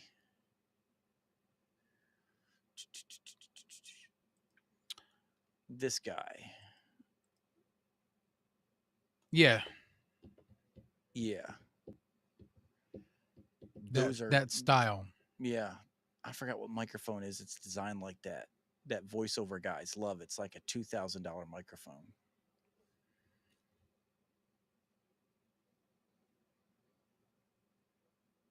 Yeah. The blue kiwi. That's 169. Anyway. All right. King Paco said, "Do we think he's stupid if he wants to buy another interface?" No. Nope. If you can afford it, go ahead. If you're gonna get the Rode Pod mic, it supposedly, and I want to do a video, and I haven't done it yet because I want to save it for a video review. But apparently, the Rode Pod mic sounds way better on a Rode interface because they have the custom profiles built Yeah. in to bake it. So in the Rodecaster Duo and the Rodecaster 2, there's a Rode Pod mic profile, and you could go deep, middle, or whatever, but it's supposed to like really elevate the sound of the Rode Pod mic. I'll say And this: listening to you and Kevin using that Rodecaster Duo or mhm, whatever, you can make the same mics that I have sound different yep, and better, and super I easy. I would love that. If you've Yeah. got the money, go ahead. But those are what, 500-600 bucks. Yeah, the Streamer X is now was on sale for like 269, But but does it have all those? it does, but you got to go on the computer to get the Rode Companion app to get the same sliders and Right. tones. So it's not on the actual device. But the Rodecaster Duo is, I think it's $400 now. I'm not sure. I just bought the Rode or the Zoom PodTrack P8 interface for my other live stream, Mm, and that was $500. But it has 6 XLR inputs, so I can have 5 guests plus have a mix minus channel. Yeah, $479, brand new. You can get them used at a good price too. yeah. So, uh, I'm out of steam. dude, I was done a while ago. I'm out Powering of steam, through. and the questions keep coming. I know. But I'm gonna have to shut it down and tell you guys thanks. How And many comment? 82 comments is what I yeah, see on my screen. 82. You where guys do you are see that? beasts. Awesome beast. Not in a bad way, good way. Like you guys are champs, man. Where do you see that though? For under my comments, I have 82 that I haven't clicked on. Oh, it shows you that? I don't see that. Yeah. Now that I scrolled through them all, they're gone. So I had 82 that I hadn't looked at on my screen. Oh, so it only shows you that when What you I haven't, haven't looked at, yeah. because I don't see. Yeah, you've stayed on top of it on your end, but I walked away 82 comments ago. I know you're Joe, and the hits just keep Keep coming. on coming. They do. The only problem is I'm just like I'm out. Yeah. Bart did say in his video that that he's got it there and he's getting ready to send it to you. So that must mean he must have reviewed it. He just hasn't edited it yet. Oh, you sent that The Memphis Blue to him. I sent oh, him no that and kidding. the K669D together. But he didn't know he was getting the K669D. I just said, "Hey, I'm sending you the Memphis Blue." Because I reached out. I said, "Hey, Chris, wanted to know if you were interested in reviewing it. If so," he said, "just to send it to you and then you send it to him. Do you want to do that?" He's like, "Oh, absolutely. Thank you. You guys are Cool. awesome. Appreciate it." So I sent it to him and then I surprised him with the K669D, the red one. And I just said, "Hey, since you're the guy that technically discovered this one for all of us, Here you go. here you go. You started this thing." Yeah, Memphis Blue. Just get your juices flowing. Makes you want to do a podcast or a live stream. Just It's makes you want to neat, go man. live. It's neat. It's got a good show or stage presence. Yep. Uh, no pun intended. And Stage right. I loved this Shore Super. It was the Shore Super 55, which is the Yeah. original. But now after having the Memphis Blue and how big and wide that thing is, I look at the 55, which is $250. It's the granddaddy. It's the one everybody wants to have. It looks like a toy to me now. Yeah. After that, I was like, I can't. I That's can't. how it looked. The retro mics that the one that Kevin sent me. Yeah. Sorry. Yeah, Next you're to that good. Me Memphis, I too. know. Ugh. Next to that Memphis Blue, it's like a A kid's toy. toy. Yeah. It's like Yeah. I can't spend $250 that mic when the Memphis Blue's $60. It looks cooler. It's bigger. It's big, it's heavy, it's Chunky. shiny, Yeah. it sounds good. Yep. So, all right, man. All right. I'm gonna say goodnight to everybody. Thanks for chiming in and giving us almost 100 comments. That's insane. Yeah. I'll probably because I know I'm not anywhere near as far as just letting you guys know for level up.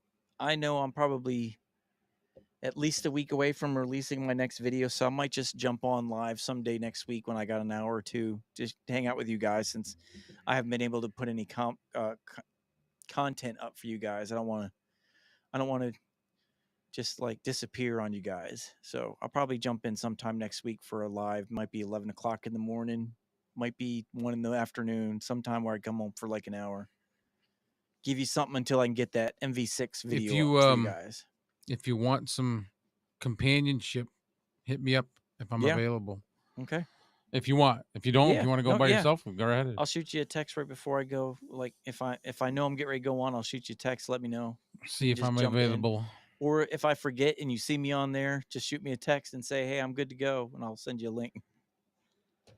Because I can forget things. I went to work this morning without my cell phone and had to go back, come home, get my cell phone, then go back Dude, that's me all the time. all the time.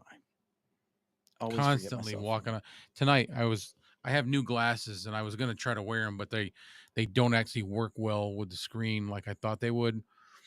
But when I came up here, I had brought them with me, set them on the coffee table, did some other stuff, and then I came upstairs and realized I left them on the coffee table.